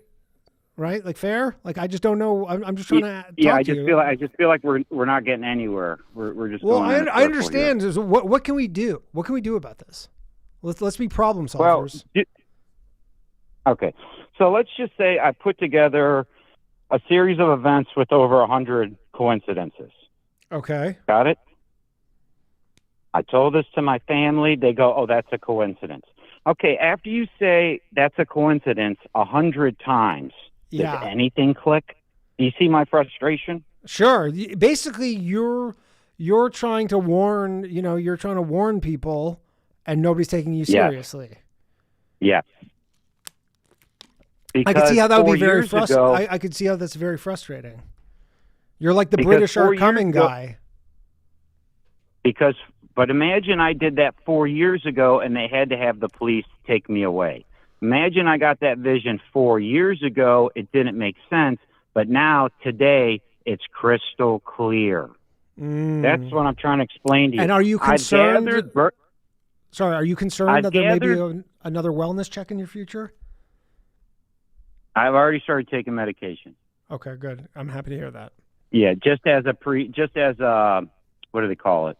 Preemptive strike. Precaution. Yeah, and so my family doesn't worry about me, and I actually doubled my dose today, so I'm at 4 milligrams of Abilify. Okay. Or something like was that doctor recommended doubling your dose, or is that just kind of making a personal call? Well, I want to talk about this on the air. Okay. No problem. But yes, of course, my mental stability is the main issue because of what happened 4 years ago. Right. What happened traumatic. 4 years ago What? It was traumatic what happened 4 years ago. Okay. But before it got traumatic, I had a bunch of enlightenments, visions, seen a bunch of crazy shit, and that's why everybody thought the dead were talking to me. There's a bunch of stuff I've always wanted to tell you, but I never got a chance to tell you about that day. Okay. It's all circling back. It's all coming full circle right now. And it always is. There's always these cycles that are repeating. Okay. So what I'm telling you, Danny, is I've gathered so many birthdays over the past 26 years, and I didn't know what to do with it. It's just like if you got all this information, then one day Palantir shows up and says, let me plug it into AI. We'll tell you what this information means. Does that make sense? Yeah. Yeah. Yeah. So now I got all this worthless birthday info. It doesn't mean anything until I figure out how important the ascendant is and how the charts work. When there's something in your 12th house, that's before it comes back into your first house. It's a circle. Those are all the things hidden from you. Right now, Leo has a bunch of shit hidden from him. The sun, this eclipse is going to dethrone leaders. It's going to overthrow leaders. It's going to right a lot of karmic wrongs. That's what I'm trying to get to. What eclipse is an overall coming up? Picture. Oh, so we August have 12th. There's a solar eclipse, August 12th. You know whose birthday that is? Not to freak you out. Yeah, it's Ryan Long's. Yeah, there you go. Speaking of birthdays, you got the same birthday as Destiny, by the way. Interesting. I didn't know that. Also, so here's another thing. I took this girl to the casino because she's supposed to be lucky, right? Mm-hmm. Wrong. Aries isn't lucky at the casino. She's really a Cancer. So we do it twice. I actually did it on the luckiest day of the year, the Jupiter Kazemi. So she loses faith and hope in the relationship because we didn't win, right? That's kind of unfair. You're not supposed to win at the casino. Well, Aries is supposed to. According to the sunny side astrologer, Aries goes, play the casino. Aries, I'm telling you, all the luck in the world is yours, right? Mm-hmm. Danny, she's not an Aries. She's a Cancer. If you go by the ascendant sign, it's a totally different picture. I was trying to figure out why we didn't win at the casino, and I dug so deep May I into ask the what you were astrology, playing? dude. What game you were playing at Just the the casino? slots. Just the slots. So you lost at the slots, and therefore the astrology was wrong? Boy, Danny, I feel like I'm really on your wrong side today. For some No. reason. I'm just trying to understand this. I'm 100%. You are not on my wrong Yeah, side. if an astrologer I trust keeps saying go to the casino, sooner or later I'm going to test out to see if it's right. That's all I did. Now, no big deal. $20, $40. But could the astrologer be wrong? Is what I'm getting at. Danny, I was wrong. It's not Aries that was lucky at the casino July 30th. Or Aries were. She's not an Aries. She's a Cancer. I'm trying to tell you. Gotcha. The difference between the sun and the ascendant changes the whole picture. Okay. So let's get a little more practical here, Rube. What can we do? Because it sounds like some bad shit's about to happen in 48 hours, roughly. Is there anything we can do? Okay. So I'm telling this to my family. They all think I'm crazy. Finally, I win them over. And they say, my nieces are coming up here for the weekend, right? Okay. And they just decided not to travel. I said, that's really good. You're not supposed to travel during eclipse. My brother Bruce died February 4th, 1981. It popped in my head. I go, oh my God, I wonder if there was an eclipse when Bruce died. Danny, there was an eclipse February 4th to the 5th, 1981. At like 2 o'clock at night or whatever, right when my brother Bruce died. Wow. It's not safe to travel during eclipses. Also, people you meet during eclipses are fated. This is fate resolving itself. Things get really weird and turbulent. You're not supposed to start a new relationship now because of all this karma that's coming up. Gotcha. Of all the weird fucking things in the world, who comes up from Florida and Pennsylvania wants to visit me? It's Dylan. Did you know Dylan Farnham is January 6th and I'm January 7th? No. Funny that he's on the January 6th, though. Yeah, but you get along great with people in those weeks. Yeah. I just want to throw that out there. Apparently. So Dylan's coming up to visit you? Yeah, I told him don't do it during the eclipse, but who knows what he'll do. So here's the last thing, Danny. Yeah. So to figure out, so here's the craziest thing. This is how you win. When you cast a horoscope, if you have the location, exact time, it gives you the vertex. The vertex is your one lucky time of the year. Got it? When all else fails, the vertex is your clutch. I didn't know about this. Danny, my vertex is December 12th. December 11th, December 12th. The payout, so then so you ready for this? When's I don't mine? think you read my message. I need your exact time of birth. I don't know it. Hold on. Danny, just stop. So the vertex is your clutch lucky point. It pays out on the exact opposite day. For me, it's June 25th. Or not June 25th. It's 25 degrees Gemini. You know what day that is pretty much close to? That's the day you came to Cleveland. June 12th, your exact opposite birthday. You kept saying, Rube, this is going to be the biggest day of your life. Remember that? I was saying that as a joke. But Danny, you remember playing Cleveland June 12th? I do. Yeah, that was 2 months ago. Danny, that was my luck. That was all good luck because of my interaction with you. That I can mathematically now forecast and tell luck and the connection using the vertex and the fortune. Okay, Rube.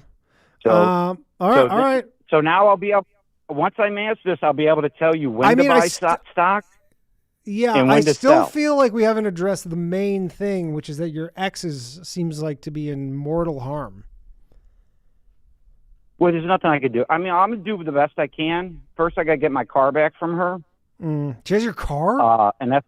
Why does she have your car? I gave her my car, yeah. You just gave it to her? Because I got... Danny, I got the knight in shining armor complex, okay? She wants the Eminem. She needs Eminem. I gave her Alex Trebek.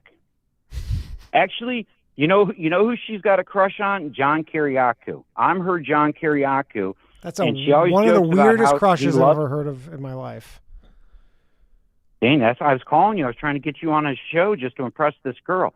She wants the John Kiriakou because he says I have "cheat on me" tattooed on my forehead. That's what I was to her, a John Kiriakou.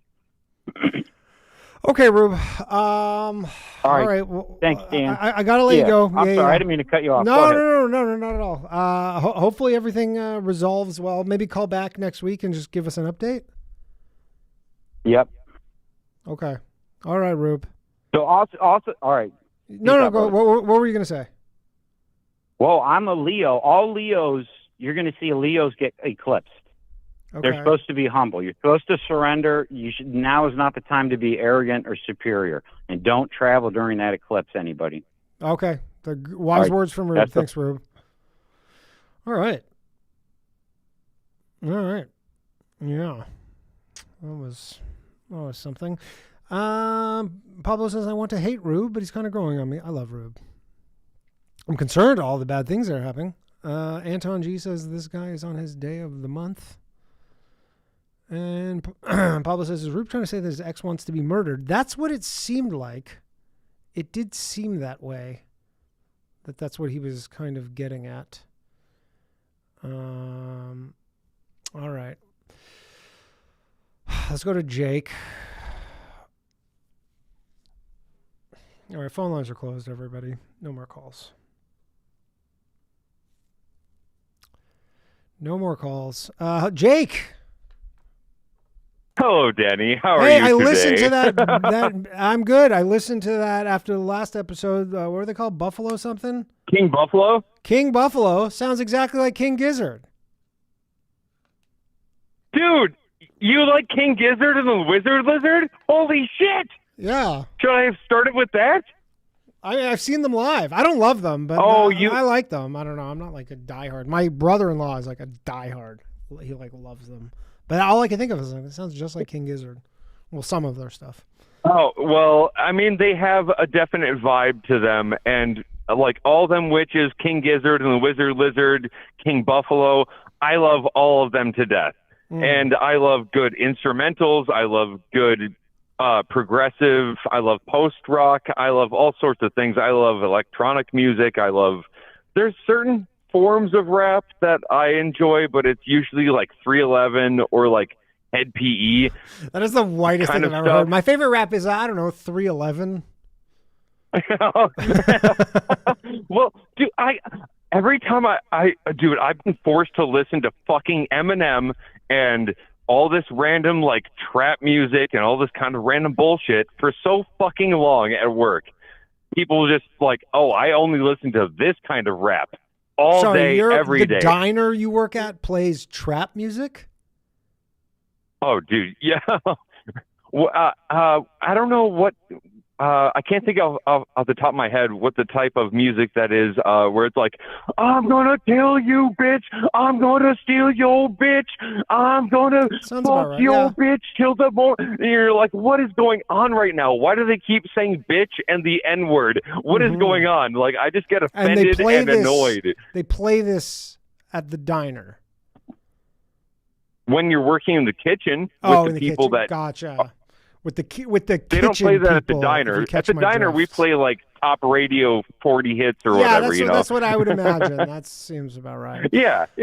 All right. But in the kitchen, it's like whoever was working before you and had brought their own speaker, whoever plugs that shit in and just takes over the radio, they kind of have the radio for the day. Whoever controls the JBL. Okay. Oh, it's fucking terrible. Fair enough. Anyway, Rubestar. You wanted me to follow up with Rubestar? Hey, man, that's how it goes. Oh, my God. Anyway, okay. I need to back up a second. So you actually checked out King Buffalo, and you were like, okay, that's decent. Now, did you check out Pomegranate at all? I don't want to force that on you at all because that's like a 27-minute time sink. But even Gerard was like, dude, I watched that shit. It was pretty fucking good. Oh, no, I didn't know. Pomegranate I did not see. No, I did not watch that. No, that's fine. That that's I totally forgot fine. You can that watch one it I at your discretion, whatever. Yeah, I forgot about that. But to be perfectly now, honest. back to normies. Yes. I am the super normie, according to. Do you remember the guy's name? He was 2 callers after me. He was like Jake, the biggest super normie ever. Vaguely, yes. I think it's because you're so bubbly and white.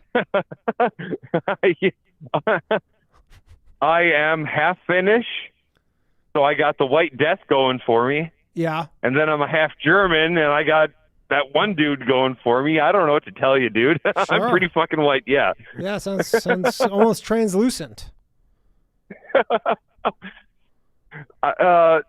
When I was doing construction, building grain bins, even though I was out in the sun like 24/7 building fucking grain bins in 100-degree weather with 99% humidity in Minnesota, I still was called Whitey by the Mexicans I was working with. That's accurate. They're like, "Hey, Whitey, how's it going?" And I'm Yeah. like, "Fuck you, man." Like, I'm 3 feet taller than you. Sure. Still white though. Anyway. Yeah. So what's up, Jake? Yeah. What did you want to? What did you want to talk about? Besides, specific? okay. One thing I've always wondered about you personally, just like a you thing, is what is your Fantasia scale? There's like 1, which is complete aphantasia, and then there's 5, which is like hyperphantasia. Do you know what I'm talking about? Where you can't like when, imagine stuff? Yeah. What level is your mental imagination like on a daily scale? For me, it fluctuates from like 3 to 5 constantly. When I'm trying to fall asleep, all of a sudden I'm just hit with like hyperphantasia, and I'm like, God damn it, why is my brain going off? Like, I'm trying to fall asleep. So I'm looking at the aphantasia test, and it's close your eyes and picture an apple in your mind. What do you see? A 5. Exactly. The apple test is the best one. Yeah. Yeah. So 5 is I only know, no image. I only know I'm thinking of the apple. 1, perfectly realistic, as real as seeing. I think I'm probably, like a 1 or a 2. Wait, I've met plenty of people who have aphantasia where I'm like, all right, close your mind and imagine this. And they're like, I just see pitch black. That's level 1. Mm-hmm. No, it says, well, this one I'm looking at is saying that level 1 is the pitch black is level 5. Seeing the apple perfectly realistically is level 1. It's like a reverse spectrum of what I'm talking about. I'm talking about like a 1, you see nothing, a 5, you see everything vividly, and you can imagine everything. I'm just saying that what I'm looking at, they're saying that's the way the test goes. Is 5, you see nothing, 1 is vividly. So I guess that's just a reverse scale. So you're actually a 5 in what I was referencing. In yours, yeah, I would say like awesome. 4 or 5, I think. I suppose, like, if you drink a little bit too much the night before or whatever, like, it drops down 1 level or something like that, right? Yeah, it kind of maybe. depends on your brain fog, your mood, and everything like that. It's not something I've ever actively tracked, so I can't really say so. It's something that I've been very aware of. Like, you have never really been into Buddhism or like meditation or anything like that. I used to meditate when meditation was kind of popping off like 10 years ago. I tried. It's very difficult. Which kind did you try? There's multiple ways to meditate. You can do walking meditation. You can do sitting still. You can do the whole cross-legged thing. Sitting still. Yeah, sitting still. Just were you just focusing on your breath, or did you have a mantra or something like that? No mantra.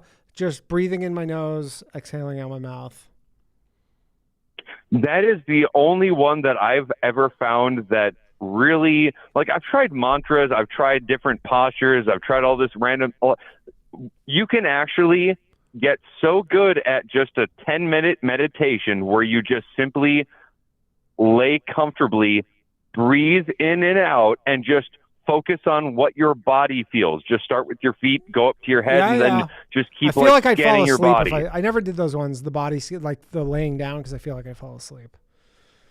I feel like that's even better because then it triggers you to have an even more restful sleep. Just to even look at 10-minute meditation feels like a 20-minute nap, and it's so hard to nap for me. Where I'm like, I feel like meditation is a way more relaxing. Like, oh, you get a 30-minute break. I'm like, I'm going to meditate for that for about 30, 20. 25 minutes and I might fall asleep, but I'll set an alarm. All right. Well, you and Rube are really this is the Jake and Rube's woo corner over here. I gotta let go, Jake. Though I have a bunch of calls. Okay, fine. Unfortunately, all right. You have a great night, dude. Good talking to you, Jake. Oops, sorry. Okay, let's. Phone lines are closed. Everybody, let's get to Goob here, and then we're gonna go to Lou from Guam afterwards. Goob. What's up, Danny? Hello. How are you? I feel like, the vibes are a lot of woo-woo. I feel like interesting vibes. But we're all over the place today. Well, you were talking about how the bar for politicians is it basically can't go any lower. Like there is nothing they can do to disqualify themselves. Yeah. Have you seen the Troon, the obese Troon that's like talking on the campaign trail about how his asshole leaks and all that? This is the one that's trying to take Graham Plattner's spot in Maine? I think so. The super retarded. Crazy autistic. I saw that. That person I don't think was even really in the running. I guess they were like trying to replace Graham Plattner and they just had some like open. I mean, the fact that they even made it onto the stage, but I saw that. Right, they're up there debating. Yeah, pretty hilarious. And they're like, "What are your qualifications?" Even if they don't, like, I wrote a book or something. Even if they don't win, though, it does highlight just how low the standards for our politicians have fallen. Like we have repeat felon illegal immigrants that are heads of school boards. We've got multiple illegal immigrant mayors. There was one, I think last week, that ICE grabbed a guy who was I think it was in Illinois. He was a police officer, and they're like, how did he have a gun? Because obviously you can't have a gun if you're in the country illegally. And they're like, yeah, I don't know how we missed that, but he was an illegal cop. He was an illegal cop. Yeah. Yeah, that sounds about right. Yeah. So I mean, when you look at what is being run and elected all around the country and how low the bar has fallen, and then, you were dooming and glooming at the beginning of the episode, real positive intro there. But I generally agree with you, and woke 2.0 isn't going to be softer than woke 1.0. Hell no. Same with COVID 2.0. Yeah, these things only move in one direction. It's only going to get more extreme and worse. Oh, yeah. And so now is the time for the right to, not only do all of the things that I've been recommending, being vocal and visible, but to participate in politics, man. Like local politics. Look at your competition. Look at what is actually getting elected. If you don't think that you can do better than that, you've got some serious confidence issues. But right now, the right needs to get involved in local politics. They need to get more vocal, more visible, join Patriot Front, because now is the time to prepare for all of the shit that is coming. And if we do not now, it's just going to be so much worse. It's going to be... COVID with flock and all of that. It's going to be a real fun time. So dude, if you don't want to live coming through out that, is crazy. Get involved. Yeah. I mean, I've always said that the most change you can affect is at your local municipal level, and even if it's not running, but voting, because most people don't vote in municipal elections, but probably even less so than federal. But there was a story of a local lady, I forget what it was. It wasn't whatever. It was some small town, and she lost her election, and the total number of votes was like 13. Yeah. And she knew personally, like the people who voted for her. And she's like, so whoever the lady who like she lost to was also in charge of the election, and so she just swapped all the votes for herself. Really? Oh yeah. And she got caught because she's like, I have 8 friends that I personally know voted for me, and you're telling me you won with 13 votes. Like, right. Interesting. Yeah. So yeah. Anyways, but get involved politically. Get involved, in the streets. Be visible, because now is the time to organize and resist. You don't wait until it happens, then it's too late. And these things are happening. Everyone knows they're happening. Look, people could learn a thing or two from these wacky DSA candidates, because if they're good at one thing, is they're good at doing this stuff early. And, I agree.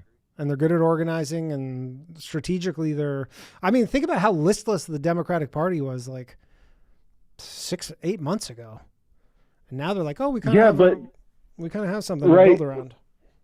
With how hard Trump has fucked everything, I mean, the energy of Republicans, MAGA, that's beyond dead, and absolutely no one's happy with that. I mean, dude, think about how many people. Dude, I don't even know if they'll have to cheat in the presidential election. But like, think about even this, because like obviously Trump's base skews older. Think about just how many Trump voters will literally just not be alive when the 2028 election comes around, who voted for him in 2024.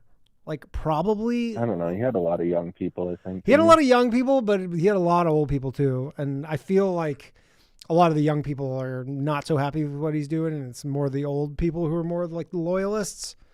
You got to think, a lot of them are just 100%. The boomers are still MAGA. Yeah, and they're going to die. The amount of them that'll die off in that 4-year period has to be not insignificant. But yeah, there's going to be a huge swing left and back to woke, and probably back to lockdowns, whether it be for a virus or climate emergencies, and the infrastructure of Flock and all that is going up. So like, truly, if you guys remember how much that sucked the first time around, and it's going to suck worse this time, and it's coming, do something. I'm begging you, fellas. I'm begging you. Join Patriot Front. Run for local office. Everybody go join Patriot Front. Please. Yeah, we'll see. I don't know. It's not looking good. All right, Goop. Anything else? No, that's it. All right. Go join Patriot Front, everybody. Let's go to Lou from Guam. Phone lines are closed. I will get to everybody. We got 6 callers. We'll get to you all. Do not go anywhere. Lou from Guam. Hey, how's it going? How's your World War III? It's pretty good. Pretty good. Doesn't seem to have popped off yet. How's well, not New York, how are the front lines? Pretty sick. We had a big storm for like a week, but I mean it passed, so we're good. All right. So what's up, Lou? Yeah, just checking in. Decided to call in, and then I heard Jake and Rubestar, and I don't have the energy to match that, so sorry. That's tough, man. It's tough. I mean, Rube was going on some. He seemed. He seemed genuinely worried. He really did. I mean, I'm sure he is. Yeah. Yeah, I'm not big into the mysticism stuff, but I mean, I also don't like to tempt fate. So if I can do anything to travel, avoid bad stuff, whatever you do not travel during the eclipse. Yeah, I'm not going to. I'm never going to do that. No. I don't do anything that could possibly bring you bad luck.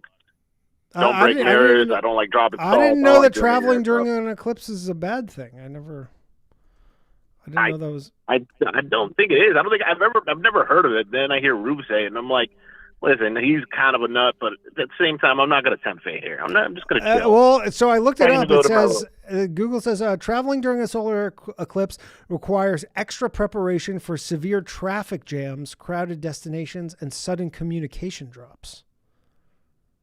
It's more of a road safety. It's more of a road safety thing. They're saying it'll get dark all of a sudden, but I'm sure people have their running lights on their cars. Oh, this is a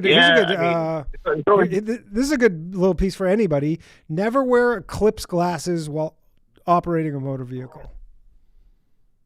Well, yeah, I assume if you're not retarded, you're not going to wear a flip glasses while driving a kid. It's basically like, yeah, don't drive in a welder's mask. You're like, yeah, that's pretty good. Yeah, don't wear a blindfold when you get behind the wheel. Yeah, probably pretty good advice.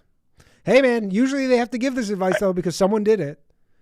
Someone did it, and they go, I can't believe we have to tell people. Every rule is... That is something they say in the Navy. Every rule is written in blood, no matter how stupid the rule is. Yep. Somebody did it, and that's why we do this now. That's well that's said. How, I mean, the whole Navy has a bunch of admin when it comes to fixing stuff. You have to actually go through several different departments. It has to go through packages where a bunch of people have to sign, be on board, look at the work being done. And that's why you're in port for like months at a time. Something that could take like maybe 4 hours at like a mechanic, like it would take like months to do because several people have to go through these packages. Sure. Make sure that like the chain of custody isn't broken and stuff like that. Yeah. I kind of get it. Yeah, that seems normal. So what's up? Anything specific? Can I ask you any financial advice? Do I have any financial advice? Buy hard assets. Not financial advice. Sorry. Buy hard assets. You want? Inflation is probably going to be bad. I mean, it is bad. I don't know if anybody saw this, by the way. Rand Paul went and audited Fort Knox today, and apparently he says all the gold is there. Yeah, go look at his Twitter. He went to Fort Knox. Yeah, he went to Fort Knox today, and he's like, all the gold is there. He's also like, they fucked us because they went off the gold standard, and so your money's worthless. But the gold is there. You can go check it on his. Either somebody got to Rand Paul, or they just had a bunch of like iron ingots lying around. They wrapped them in gold foil. Yeah, he says our country has about 147 million ounces of gold, and about half of it is stored here at Fort Knox. It's got to be like most of the gold. The U.S. probably does own a good chunk of the world's gold. I would think so. I would think that. That's insane. Yeah. I've got to look into this because that's the crazy thing. Because I would think Rand Paul's like one of the last people to get got by the lizard people, but I mean, I guess no one's immune. Maybe the gold's there. I mean, the worst story is that the gold is there, and that they're still just devaluing the dollar, and nothing you can do about it. Own hard assets. Yeah, I mean, it's really. I mean, eventually it will collapse. I mean, nothing can go on forever. This constant printing of money. I mean, it does feel that way. It feels like at some point the party's going to end. When that is, who knows? I mean, I know that the current administration is like, AI productivity is going to get us out of this mess. I hope they're right. Yeah. I don't feel like a lot of people that I've known. Yeah, a lot of people that I've known, specifically like on the boat I was on, and even people like who I communicate with now, are starting to get real woke on the JQ stuff. They're really not fans of Jews anymore. People are like, I have my best bud. He's here. I have actually the best financial advice I've maybe ever given on that note, where you can bet right now to be the next president of the United States.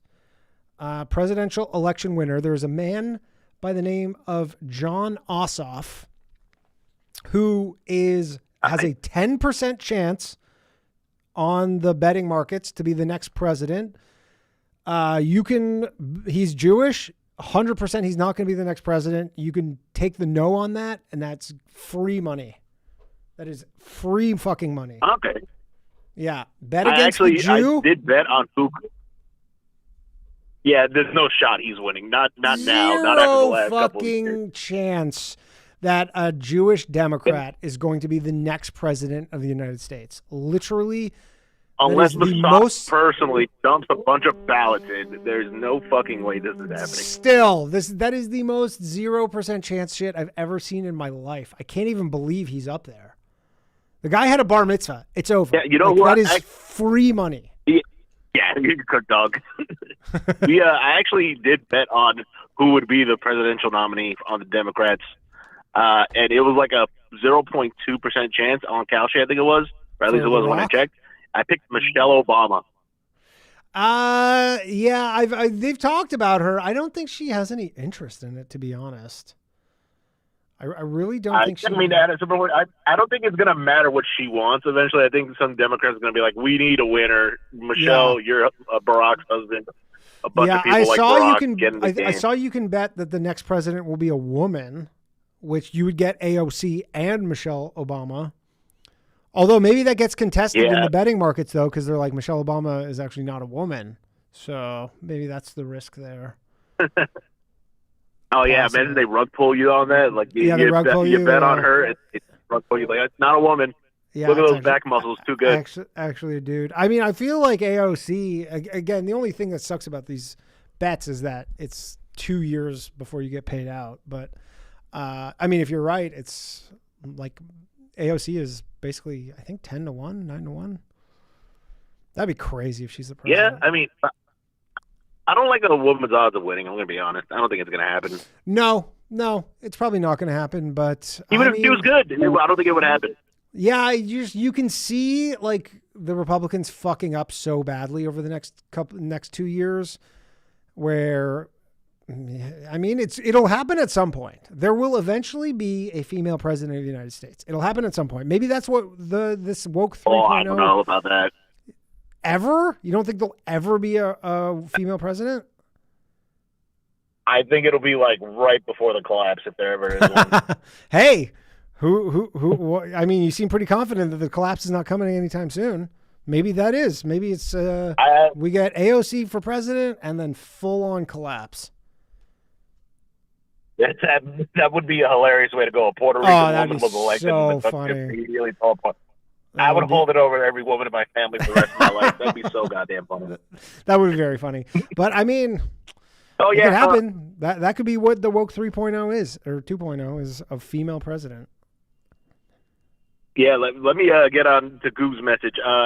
If you're thinking of running a political office and you're not a massive piece of shit, run. Like my friends are actually talking about, I should go back home and run for local office or run for senator or run for congressman. Yeah. I've had like 7 people. I've had this conversation multiple times. Really? I'm thinking about doing it when I go back to my hometown. I mean, if you're like even halfway decent, like you can just speak decently and you can kind of like figure out social media a little bit, like if you're running against some 70-year-old who has no idea and what they're doing online and no personality, it seems like a pretty easy thing to win.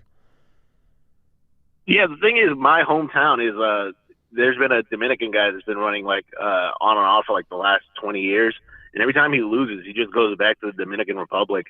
And the big thing is people speaking Spanish there. They really fuck with somebody who can speak Spanish. And I can, but it falls apart sometimes unless I'm drunk. Yeah, well, just do some Duolingo lessons, learn some Spanish, and become what kind of thing would you run for? Like a city councilor? I'd like to be mayor. I mean, I think I'd run on the simplest platform. Let's fix the potholes. Yeah. I mean, I've had potholes in that town since I was a baby that we've been hitting the entire time. Do it. Yeah, it's a shithole. Yeah. I think Mitt Romney actually called it a shithole when he was the governor. Really? That's where you're from, Utah? I think so. I heard. No, it's not Utah. I thought Mitt Romney was the governor. Where was he the governor of?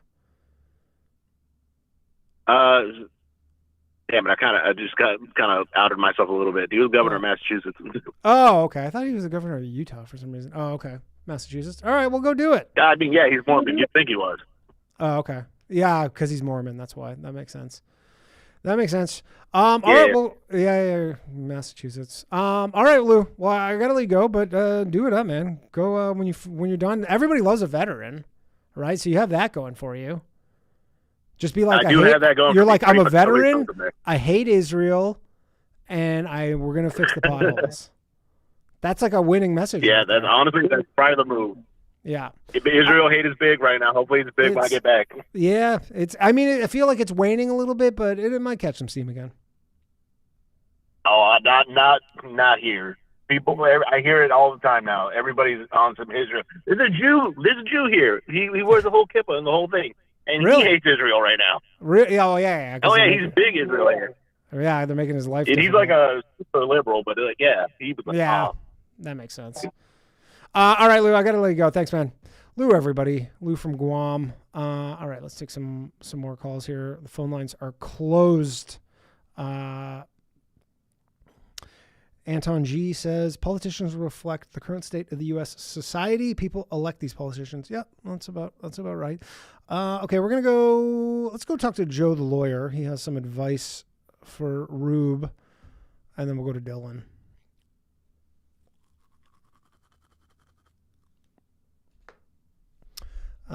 One second, please. We got 5 more callers. Don't go anywhere if you're on the line. I will get to you. Joe is not unable to mute himself on his kosher phone. Joe's having some kosher phone problems. Apparently. Joe the Danny, lawyer. can you hear me? Yes. Having some trouble with your kosher phone? Yeah, sorry. So, I know that this is going to get a bunch of hatred from, That's fine. everyone in the comments, but hey, whenever I'm on, it always does.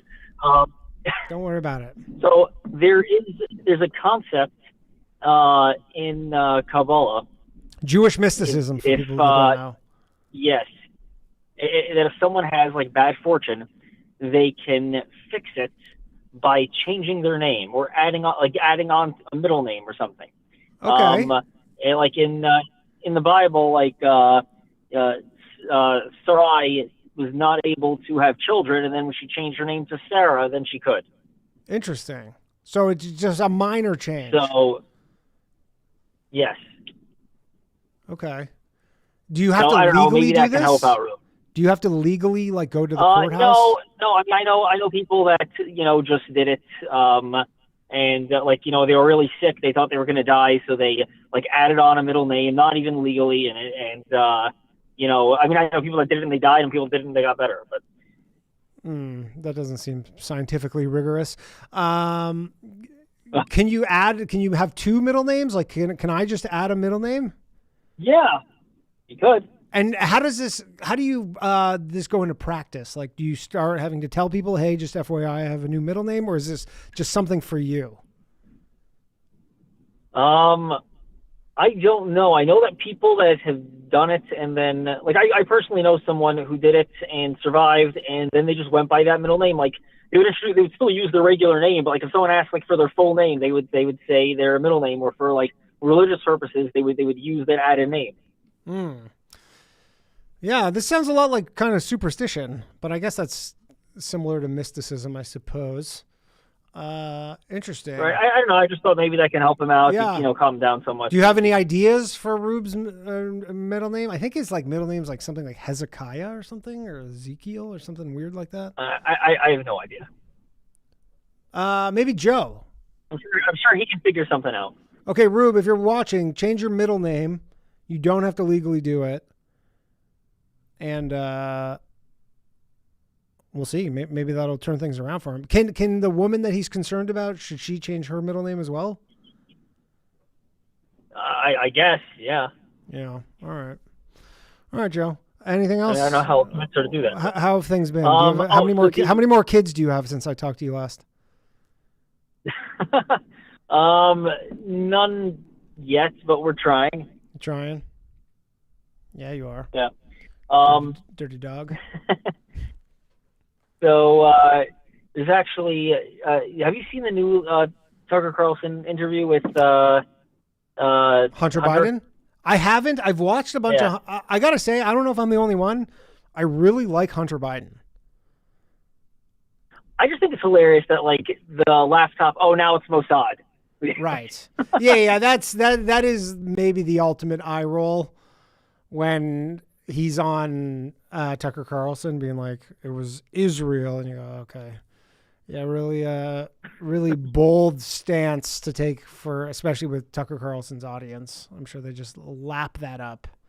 But yeah, I saw something to that effect. I've seen comments of his audience saying this is not too far. Oh, really? Even them? They're like, come on. Yeah.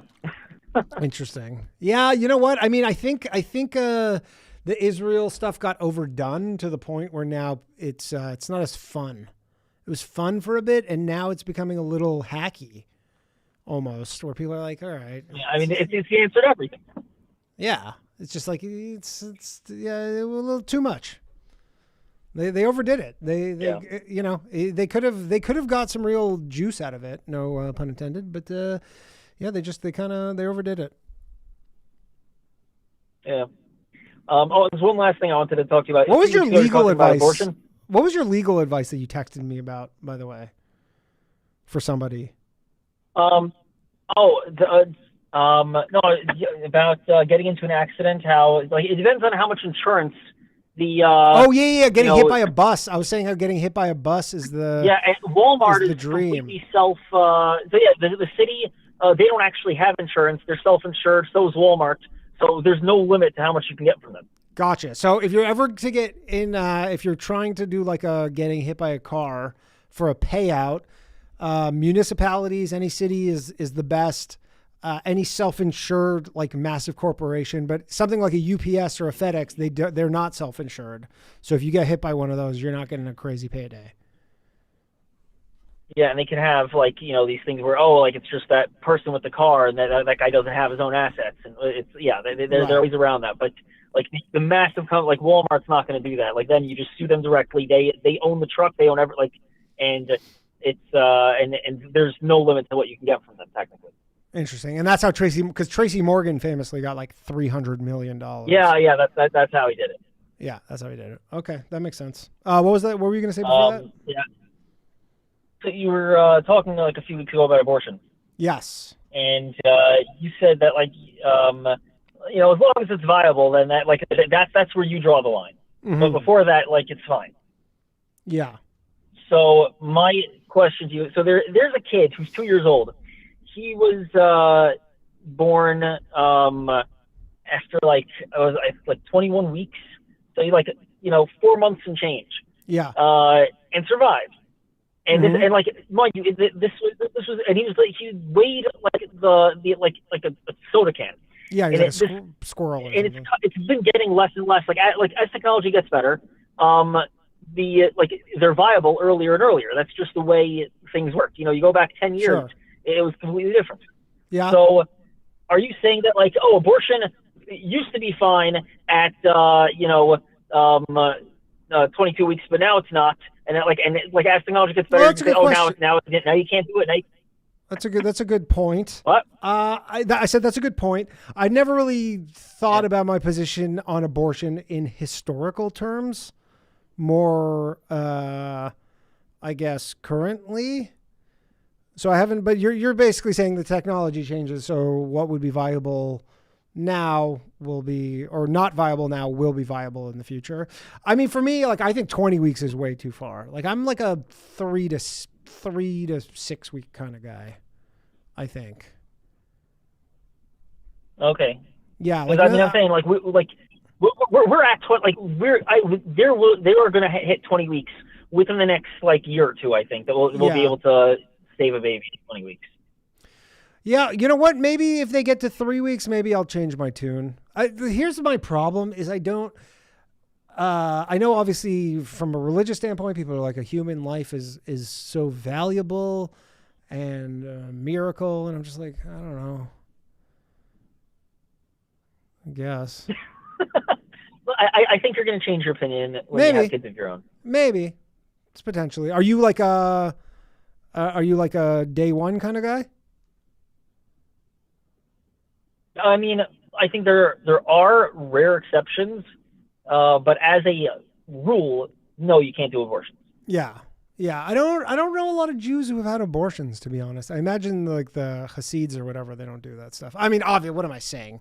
Their whole thing is cranking out kids like a fucking assembly line. No, there's no abortions in the Orthodox if the community. mother's life is in danger, yes. then they have to have one. But that's only if the mother's life is at risk. That I understand. But there's no as I was saying, and I was like, Orthodox Jews are not having elective abortions. Yeah, no, absolutely not. No.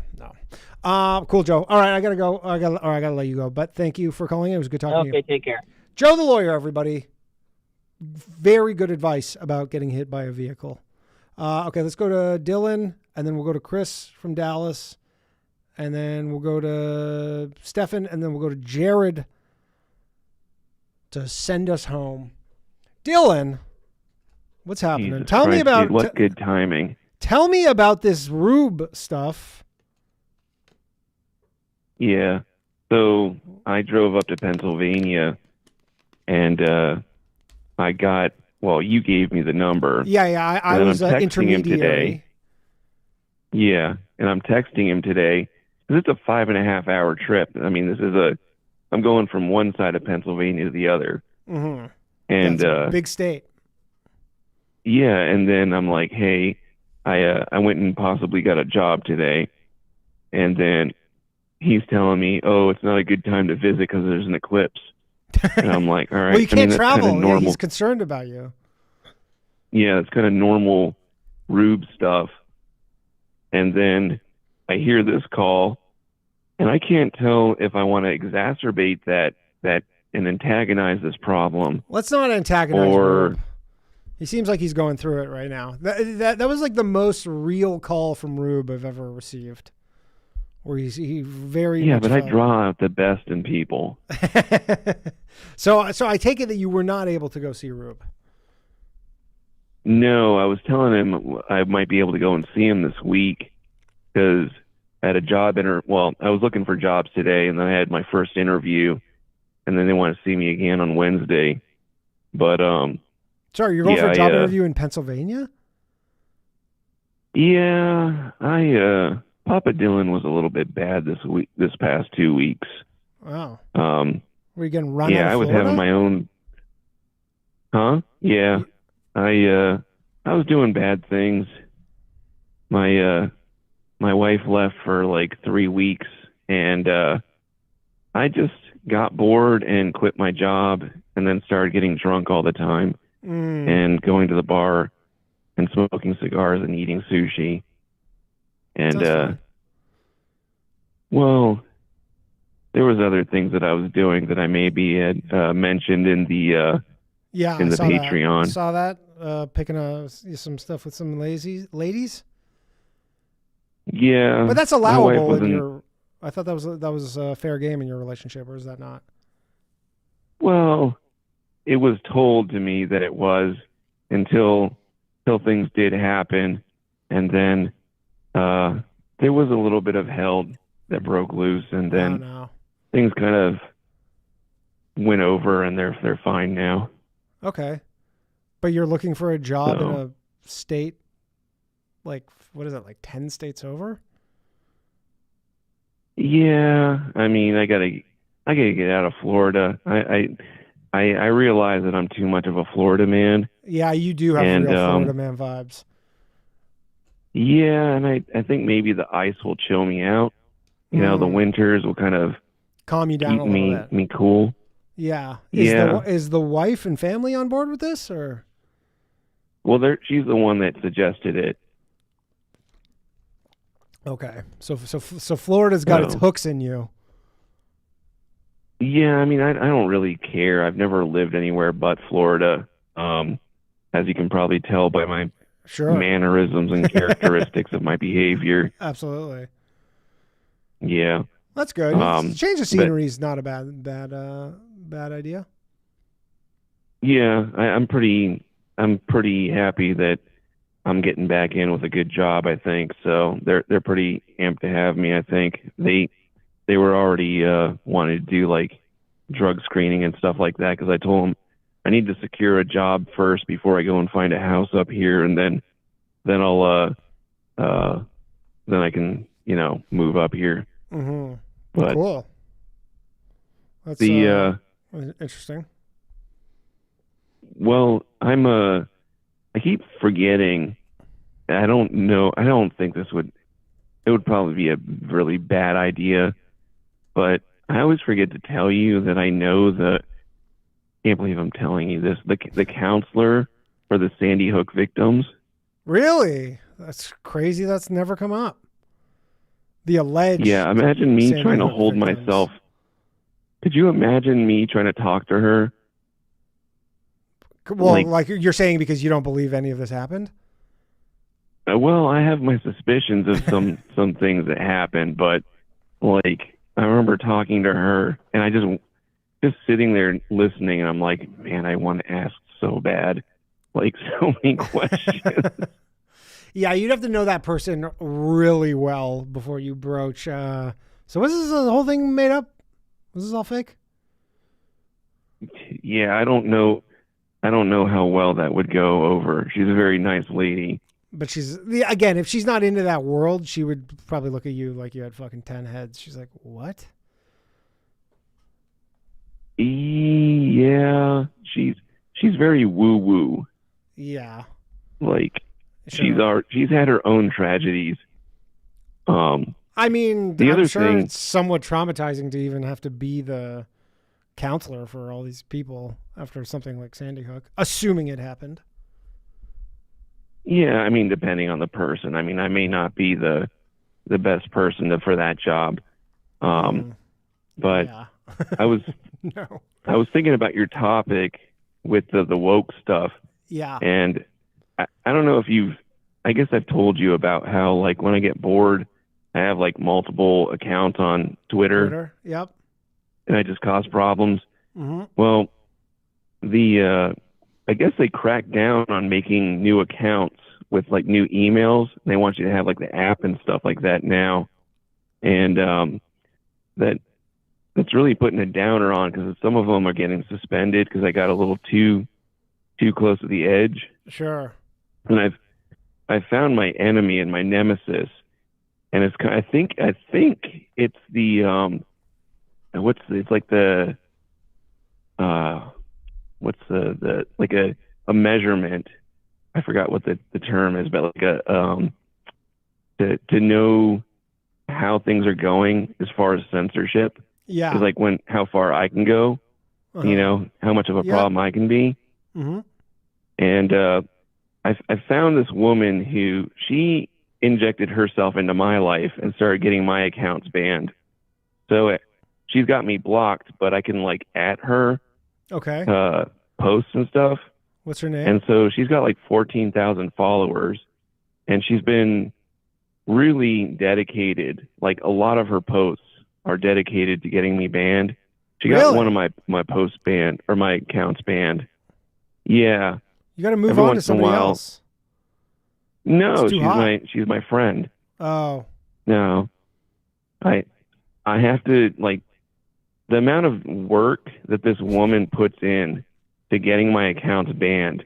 And I mean, there's like tons and tons of people that collaborate with her posts that are only about me. And there'll be like 80 likes and like 30 replies of people talking about how they work to get me banned. And I feel like, you know, I'm like a cog in the like a monkey wrench in the wheel, the cog. Yeah. What happens when they get you all banned, though? When all the accounts get banned? Well, one of them got banned. I think it was because I was posting pictures on my avatar for like Metzessa Bepe. You know what that is? Yeah. Yeah. If anybody doesn't know what that is, you want me to explain it for them? Go ahead. Okay, so like when Joe the lawyer goes to have a baby, what happens is they circumcise the baby at about like 8 days old, and then the rabbi goes and orally he puts oral suction to get rid of the blood with his mouth. Correct. In Joe's defense, he says they now use a straw, a glass straw. I'm sure they do. That's why all those kids got herpes and died. Yeah. There were. I mean, I used to have a joke about it, but there were like literally a bunch of kids who got herpes and died. Yeah, but what I was saying is, like, it's kind of like a measurement of censorship. Is like when you can see when my accounts start getting banned, or when I was telling you before, I could just get unbanned by saying like the K word a bunch and death to a bunch of people, and somehow the next day it would just be unbanned. But now I'm finding it harder. So that's kind of like the litmus test is the word I was looking for. Right. And so, but if you guys want to be a problem for AI, like, think about, even if half these people are bots, think about how much like voltage and like electricity and RAM is being spent on just trying to fight my one post like every couple of hours towards this lady. And all of you can do that. You can be a problem. Make a difference. Yeah, you don't have to burn down the data center. You can just burn it down like through you can overheat it. Cost. You can overheat it. Yeah, that's and you guys got to start learning how to be a problem to other people. Like when I go places, I get drunk and I become a problem. Yes. And that's how you change society. Well said. Go get drunk and become a problem. That's not the worst advice. No, it's what I do. I've been doing it for about 3 weeks, and my life's turned around and gotten better. There you go. All right, well, I got to let you go, but let me know how the Rube meeting goes if you get a chance to see him.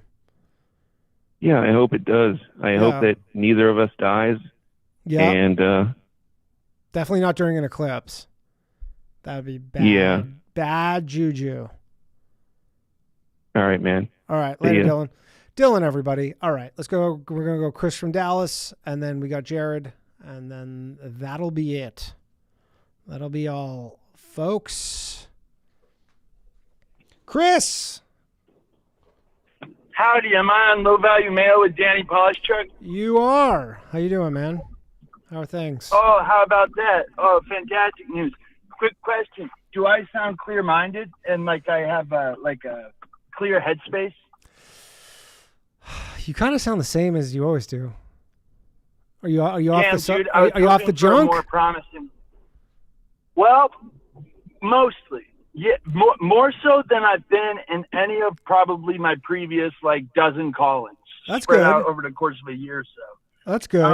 I was spending $120 a day on black tar heroin for basically every single time I'd called you previously. That's in the past week, I've spent $80 total. Oh, okay. I thought you were going to say $80 a day. I'm like, that sounds like a lot still. $80. No. So how do you manage something like that? Do you kind of split it among 7 days, or because I imagine you're getting sick, right? That I'd give you now compared to 8 years ago in my early addiction is totally different, and it's brought to you by the science of underground drug manufacturers and a drug called 7-hydroxymetragine. I know. I'm hearing that they're trying to alkaloid. You've heard me discuss. I'm hearing stuff about them trying to ban it everywhere. Not just ban it. So as of August 5th, the DEA officially scheduled it as a controlled one substance, meaning it's now just as illegal to hold, sell, possess as heroin, coke, whatever. Yeah. So that's a new development. There were a lot of us junkies who were looking to our left and right like, dude, what the hell is going on? You can go to any smoke shop in this country and get a drug that on paper is 10 times more potent than morphine. Like, how has this been allowed to go on so long? I'm really quite shocked that it lasted as long as it did. And it was only a matter of time. I mean, its days were numbered for sure. And I always knew it had an expiration date. And sure enough, that was August 5th, 2026, just a few days ago. Okay. So to answer your question of how I was managing, I'd basically been using this 7-0 substance as like a diet Suboxone. So, my dealer was hitting me up left and right like, hey, man, I miss your cash. What's going on? And the answer was, dude, I'm plenty high on this drug I got from Abdul.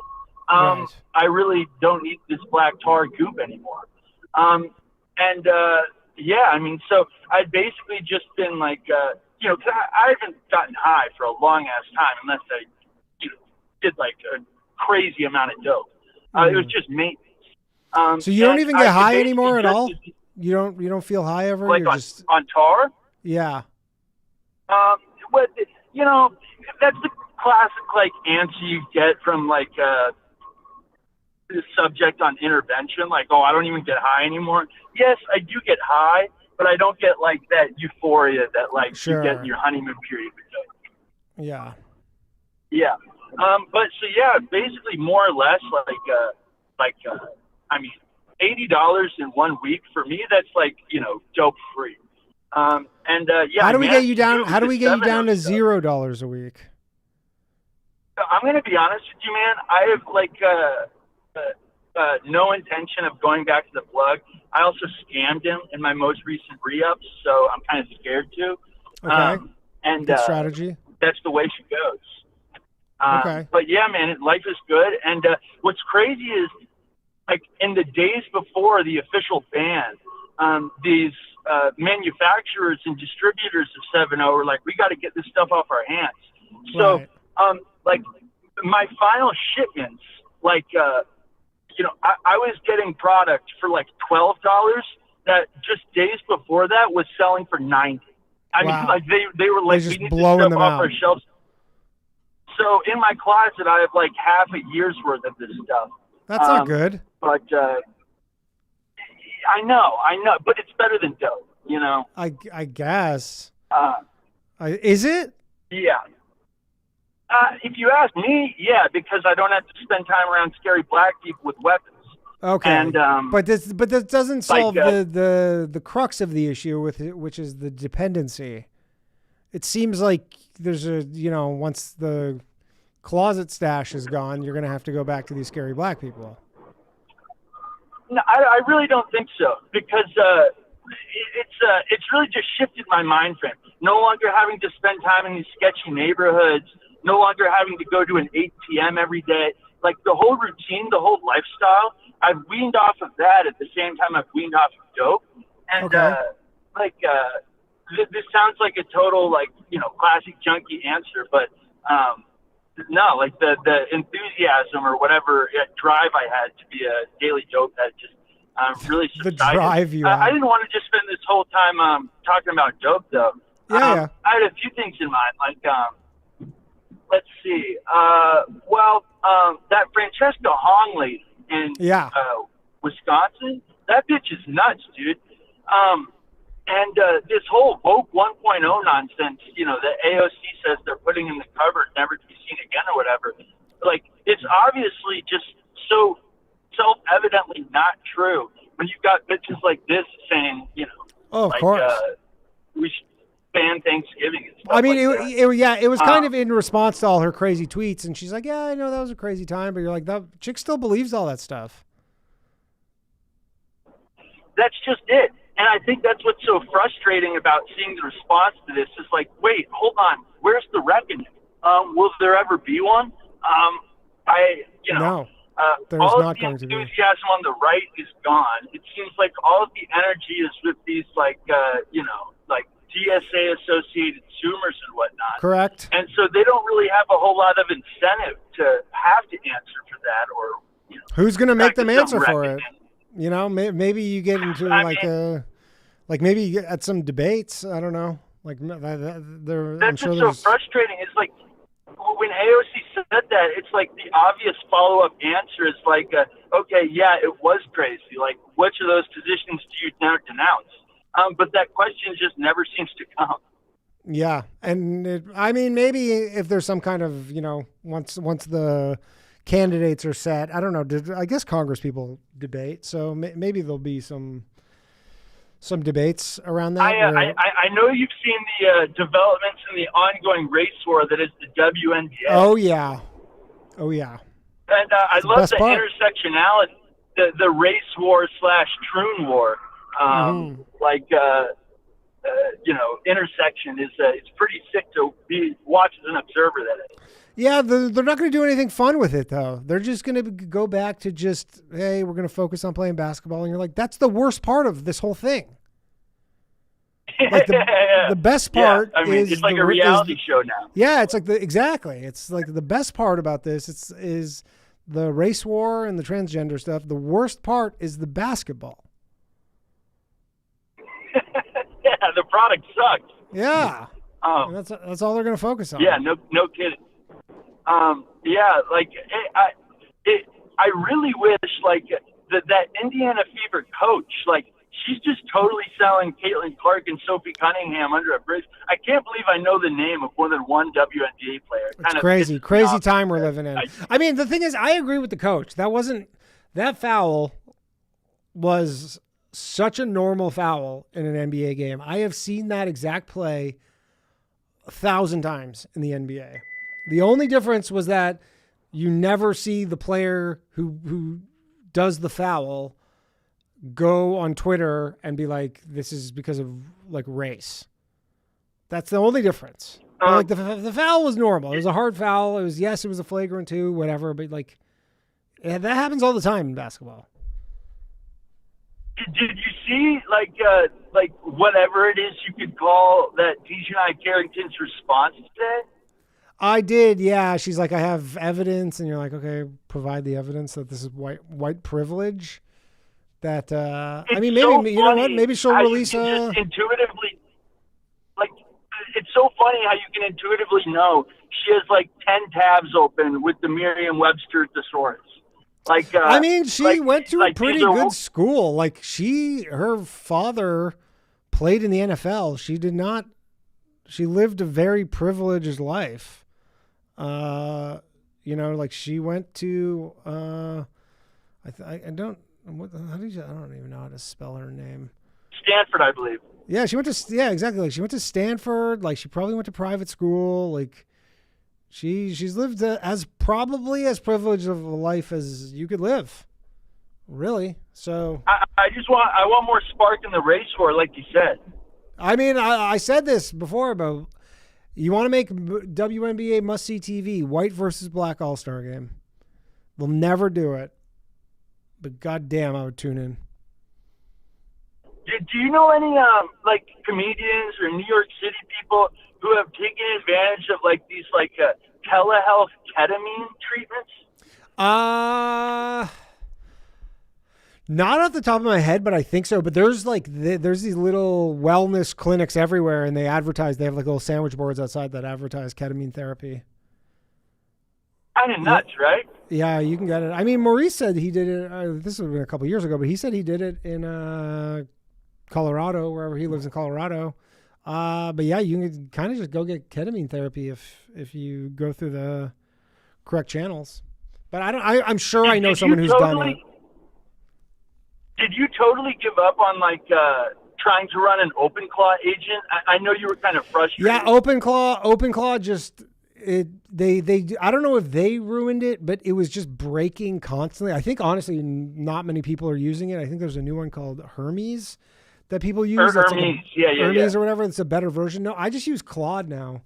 You can hook up Claude as long as you have a computer that's on 24/7. You can basically hook up Claude to iMessage and use it in the exact same way, and it's just as good, if not better. So do you use anything like Notion or Obsidian? No, I'm not. No, I've tried to use Notion. It's just it's not something that I need specifically.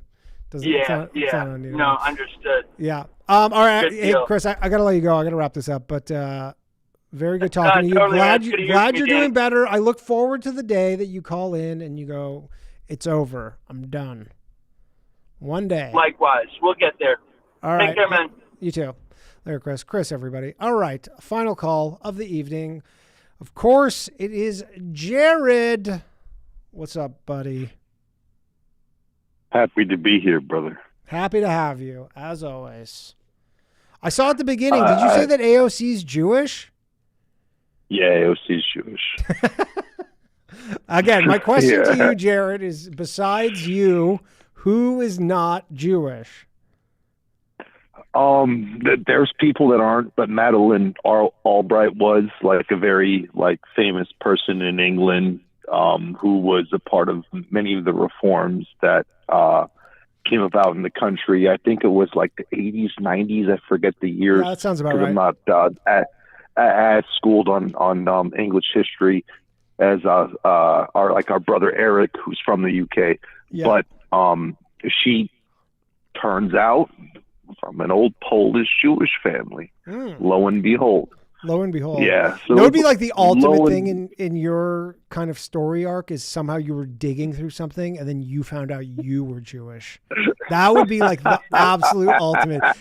You're like at the library going through some microfilm and you see some like distant relative of yours like from like 1860 with like a Star of David. Okay. And, like, so we can have a funny conversation. So, my family on my father's side goes all the way back to the Dutch East Indies Company. Okay. And a family from France who were Huguenots who were persecuted by Louis. I think it was the 16th at the time. And they fled France and they went to the Netherlands.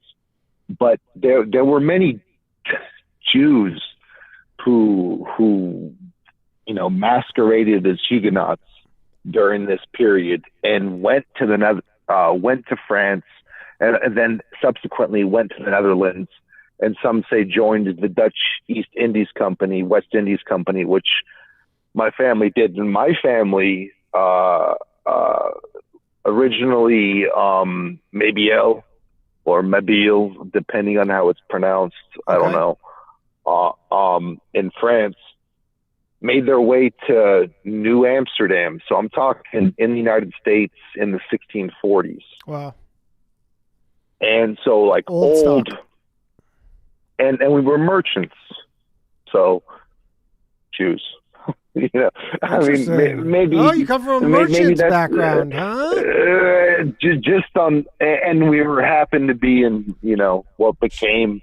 Have you ever done a 23andMe? No, I would never send my blood to those. Because you're too scared.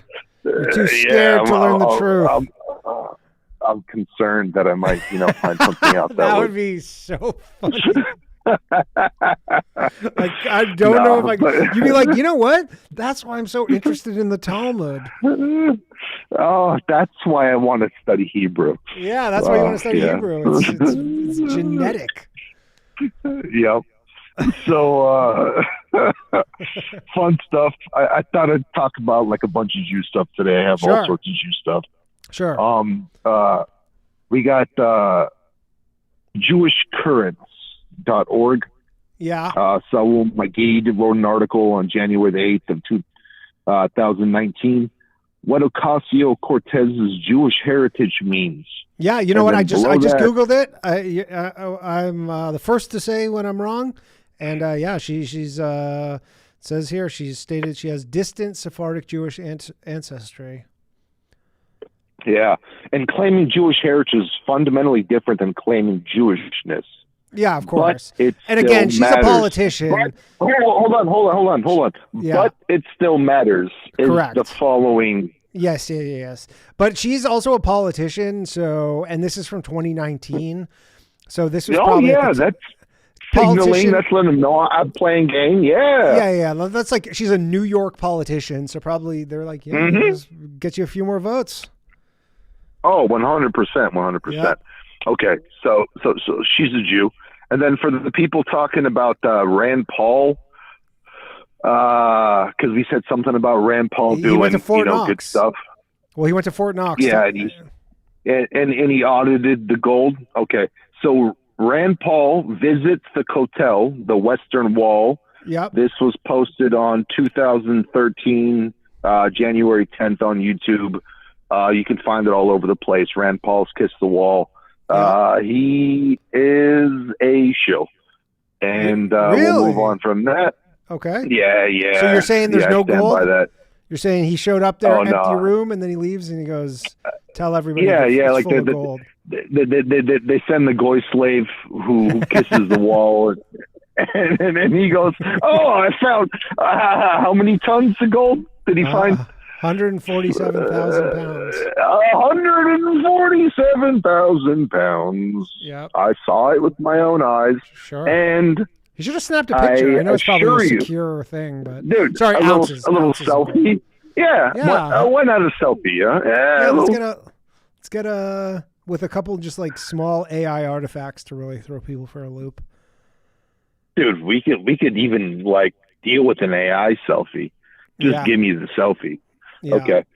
So then we go back to Jews, and there's a conversation I want to have about this upcoming Noahide. Yeah, didn't we talk about this last time you called in? No. I think it was Slav. Oh, maybe. Slav. Who brought it up. Yeah. Okay. Yeah. So this is coming up in November. The Noahide convention or something. Yeah, and it's a global convention that's having representatives from every single country, and what Noahide laws entail for those who are not in the know, misconstrued. Yeah, just not in the groove of things. And for the first time in history, we're going to have tens of thousands of non-Jews voluntarily embracing the 7 laws of Noah. Okay. So this gets into these 7 laws: prohibition against murder, idolatry, blasphemy, sexual misconduct. Blasphemy being a ground to hang and guillotine Christians, and then there was an inclusion in the law in 1994, I think it was, which was passed by Clinton, which allowed Noahide laws within the United States. I don't have the exact law. So I have here's the 7 laws: no idolatry, no blasphemy. That's do not curse the Creator or use profanity against God. No murder. Could you look up? No sexual immorality. Yeah, go ahead. Could you look up the Clinton one?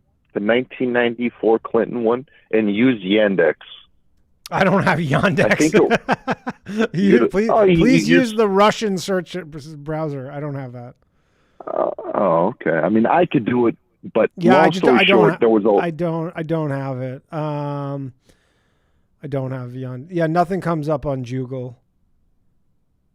Yeah, Joogle's not going to give it, but there was a law that was passed, which it was like passed with like a school thing. It had to do with like the education department, if I'm not mistaken. And it included these Noahide laws being allowed, but not implemented. I mean, these seem the only one that I don't like. Not that the one that seems out of place here, I guess, would be. Even though are people doing this? I guess Asian people, but do not eat a limb of a living animal. I feel like that mostly that's kind of like for Asian people.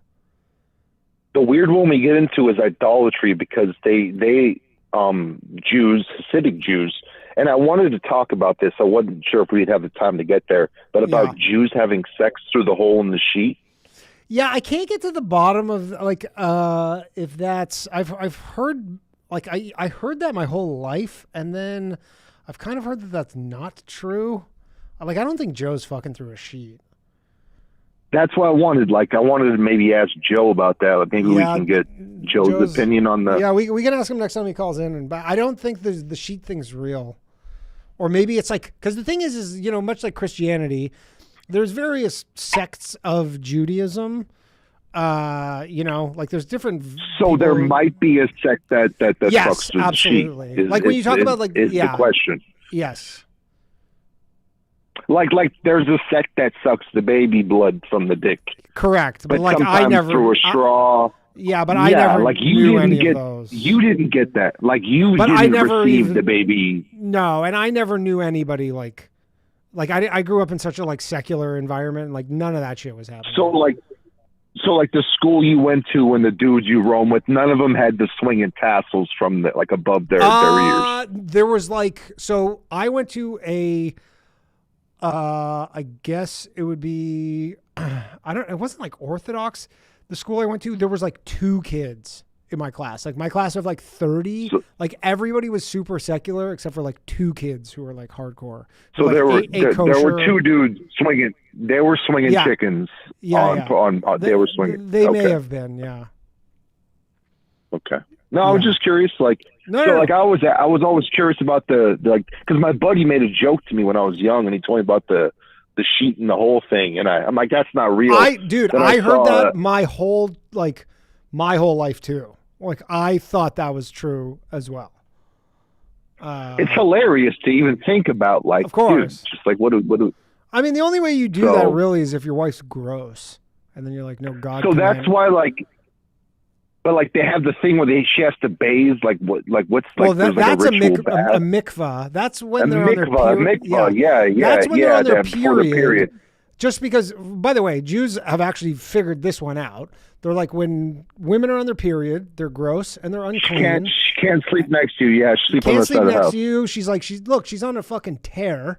Her hormones are all crazy, and you're like, I'm not seeing you for a week. Get her away from me. Get her away from me. I don't want to see you. I'm not allowed to be near you for a week. That I don't know how anybody can argue. I think they're onto something. No, I would never argue against that ever. No, that one they fucking nailed. They nailed it, dude. They nailed it. You got to be orthodox for that. If you're trying to be a secular Jew, trying to get your wife to just dip for a week, good luck. I mean, I could do some Christian twisty bullshit and try and work that in. Sure. Say that one was in the scripture. That's a good one. That's the thing. Everybody complains. They go, "Oh, the Muslims are taking over America. Sharia law." I go, "There's not all of Sharia law is bad." Yeah. So now we're talking Noahide laws. Yeah. Okay. So, dude, a full like intercontinental WWF federation of Noahide laws. Like, what are we talking? Representatives from every country, and like they're getting the non-Jews, like Gentiles, to get on board with this, like bringing these things about. It's a bit concerning for us non-Jews being. It says, and again, this is just Google, but it says here, significance and context, universal scope. While Jewish people are obligated to follow the 613 commandments of the Torah, the Noahide code applies broadly to all descendants of Noah, meaning all of humanity. Yeah, and then it says it's there's a broad swipe. Yeah, and there's a contemporary community of non-Jews known as Noahides who study and structure their daily lives around observing these universal principles. Well, funny enough, I had a friend who did concrete work when I lived in LA in my whole life. I was raised there. He lived in Woodland Hills and Encino, and he had a roommate who had a weapons permit in Florida, drove a black Audi, a black motorcycle, had no furniture in the house. Okay. And was on like a very weird schedule where he'd be gone all the time, like you two, your roommate's a Fed. Yeah. And or a terrorist. When they had conversations, he eventually revealed to him that he followed Noahide laws. Interesting. And very interesting. Yeah, I mean, I don't think I've ever heard of Noahide laws until in the last 3 to 6 months, maybe. First time I ever heard of them. It was the first time I've ever even heard of them. This is like 2006, dude. Yeah. I mean, even the swinging chicken thing I didn't know about until last maybe couple of years. Yeah, that's probably like 6 years ago I came to. Yeah, like I didn't dive back into the Jew thing. I started in conspiracy left. Well, that's where conspiracy, that's where they inevitably take you. You eventually get to the Jews. Yeah. Eventually, if you go long enough down that path, you can't avoid the Jews. No, you can't. You either stay there, move past it, and then come back. Is there anything after it, though? I feel like that's almost the final boss. So that's the question. That's like the ultimate. It feels to me like the ultimate conspiracy question. What is the final boss? I think it's the Jews, because it's the thing that ties every other conspiracy together. Like, it's the common, like, you have these individual conspiracies, right? And you go, how are these related to one another? And then you're like, the Jews. And when you get to the Jews, you're like, oh, this is how all these things connect. And I know you're trolling me just a little bit. I'm serious. I'm actually serious. I'm not trolling you. I'm serious. No. I'm not saying it's true. I'm not saying it's true. No, I'm saying that's the explanation. But you can connect them through the Jew. Yeah, That's yeah. what I'm saying. Yeah. Yes, you can. Okay, so I love that. Like, we can have this conversation, and you could say, yeah, you can connect them to the Jew. Mm-hmm. But then it gets into like what from there. And I don't think there's. I think I have bad news for you. There is dude. nothing. Who does the Jew work for? Nobody. Dude, that's where we get into like. That's like there's probably like every conspiracy of a level 33 conspiracy person like you. There's probably like this void inside of you, this conspiratorial void, and it's because you know that you've reached the end. There was a void, dude. There was a void for years, brother, and that's why I stopped. Yeah, I left. I came back, and then I went full circle. I'm like, hold on. Maybe there's something to this Jesus thing because these people are sacrificing children, drinking blood, Epstein Island. Okay, so all that's established. Okay, so we can recognize that voter fraud, blah blah blah blah, blah fixed politics. Okay, so then we get to there's this Jew thing. Maybe I got to look at this biblical thing because they believe it. Fair, but I think you find yourself in like a loop. You find yourself in like a self-enforcing Danny, loop. I left, bro, but I was like, I was like gone. I'm like, I'm checked out. It's all the religions are lies. All of it's bullshit. Like Catholic Church, Orthodox, like. But then you just start focusing on one thing. What's the one thing they don't like aside from organized religion because they're controlled? Jesus, dude, gets really murky for them. They don't like Jesus. So if there's this Jesus thing that is like some sort of power that like you're saying the Jews don't like Jesus? No, I'm just saying like the because it's not just the Jews, it's other people than the Jews. Because I was going to say all the people Jews dislike Allah or Muhammad way more than. No. It's followers of essentially the religions that were taught by the fallen angels. So in my opinion, my beliefs, 200 fallen angels came down according to the Book of Enoch. They taught man all the religions. So like Greek, Roman, Mexico, Africa, and all the varieties.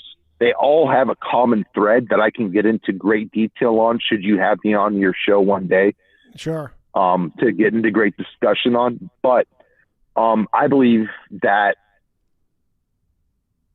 these religions were manipulated. Things were taught to man. Things exploded. Long story short, here we are today. And there's these people who want to continue worshiping the old gods that have been worshiping for them for a very long time. They've accumulated vast sums of money. They're doing the same things they've been doing for thousands upon thousands of years, change names, change countries, change clothes. They have the episode about like the Kaifeng Jews. We got these Jews running around China. They run Shanghai. They ran the Communist Party. It goes on and on. Every continent. And this is what this Noahide council gets into. It's a global spider web that they're looking to implement. One of the most important aspects of this Noahide institution is courts. Yeah, that was one of the big ones.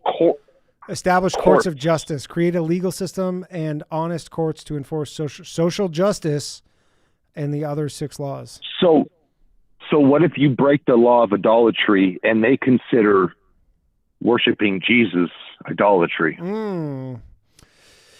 Yeah, I don't think I think that's something that they could not again speculation. Speculation. Yeah, I think that's that's too tough to pull that means all out. That means all out war. Yeah, you're not wrong. You're not wrong. Yeah. Yeah, they wouldn't do that just because that would give up the goat. If you will. But that's the plan, though. I just want you to know, according to the Talmud, this is the plan. According to the Talmud, the Zohar, and the books written by the rabbinical teachers who follow the Talmud. This is the plan, and there's a quote by Ursula von der Leyen. Europe holds the values of the Talmud, and Slava said this before. This is something that's been repeated. They're looking to implement these things. Yeah, she's the head of the EU. So should things go the way of these people who I believe are the movers and the shakers and kind of run the show, Shabbat Lubavitch, I believe it's Shabbat Lubavitch who are like the head of the Jewish representation. They're like the muscle, you know. They're not just Jewish mafia selling organs, running drugs. No, like I'm serious. Digging tunnels, you know, like they're in it, dude. They're meeting with Trump. They're meeting with Putin. Like, who the fuck are you? You're meeting with Putin and Trump. They're everywhere. And you got a dude. You're running shop, bro. These motherfuckers are gangsters. So, like, let's not get any of that mixed up. In my opinion, and again, I'm a crazy person, so you know, take it for what. Maybe you're not take it crazy. For what you will. Maybe that's what the Jews want you to think, is that you're crazy. All I know is there were no Jews digging underneath where I live, but some dude did hear Jews digging. No, that was underneath fake. That was fake. His floorboards, and all of a sudden these Jews were. No, that was fake. All right. Unfortunately, that was funny. I remember when that happens. And this guy's like, they're digging, but it was old. It was like fucked with the timestamps or whatever on the tweet. Well, as much as I would love it to be true. I love the show. Thank you for letting me speak. You always let me have my time. And hopefully we'll see you in New Orleans. Later, buddy. Yes, sir. Yes, sir. Jared, everybody. I don't know if they're still, if him and Dylan are still doing a show, J Talk with Jared, but you can go check it out. And Dylan Farnham, 1488. Not a great YouTube channel name. Can't imagine YouTube's going to push that very much. But did I miss any super chats? Nope. Abdul, thank you for the jewels. I saw a message that you fell asleep or something. We'll get you in next week, Abdul. We'll talk to you. I'm sure you have much to say. I would love to talk to you, Abdul. I'm about to piss my pants, unfortunately. I've been drinking so much water. That has been the show, everybody. Thank you for joining me. Shout out to Gerard for answering the phones. He's doing an excellent job. I will see you all, or I'll see some of you Wednesday and Thursday this week, at least 9:30 a.m. We're going to gamble on the stock market if you want to come join that. Other than that, we'll be back next Monday for an all-new episode of Low Value Mail. Thank you very much, Scroats, for joining me, and I will see you next week. My shit heroic. Empathic abilities, yeah, my face be also stoic. Feet blow up, nigga, that just means I'm working. They see me as a leader, so that's why I'm Captain Kirkin. These tracks from the stars, that much is for certain. You can feel this hit if you up or if you hurting. I'm raising my stock, not talking my feet in some Birkin. Number Johnny 5 got a fucking short circuit. Bring the track to life when I spit phenomenal. When I hit, she feel that shit in her abdominals. These rappers make me laugh like comic view, they comical. You know I got a ball out, I hit the track running just like Sonic do. They don't wanna turn on my light switch. Yeah, they was trying to get me on my hype shit. Yeah, they don't wanna turn on my light switch. Yeah, and they tried to down me up some KO type shit. Yeah, they don't wanna turn on my light switch. Yeah, now we pulling up fresh on some flight shit. Ha. They don't wanna turn on my light switch. Yeah, they don't wanna turn on my light switch. They don't wanna turn on my light switch. Yeah, they was trying to get me on my hype shit. Yeah, they don't wanna turn on my light switch. Yeah, then they tried to down me up some KO type shit. Yeah, they don't wanna turn on my light switch.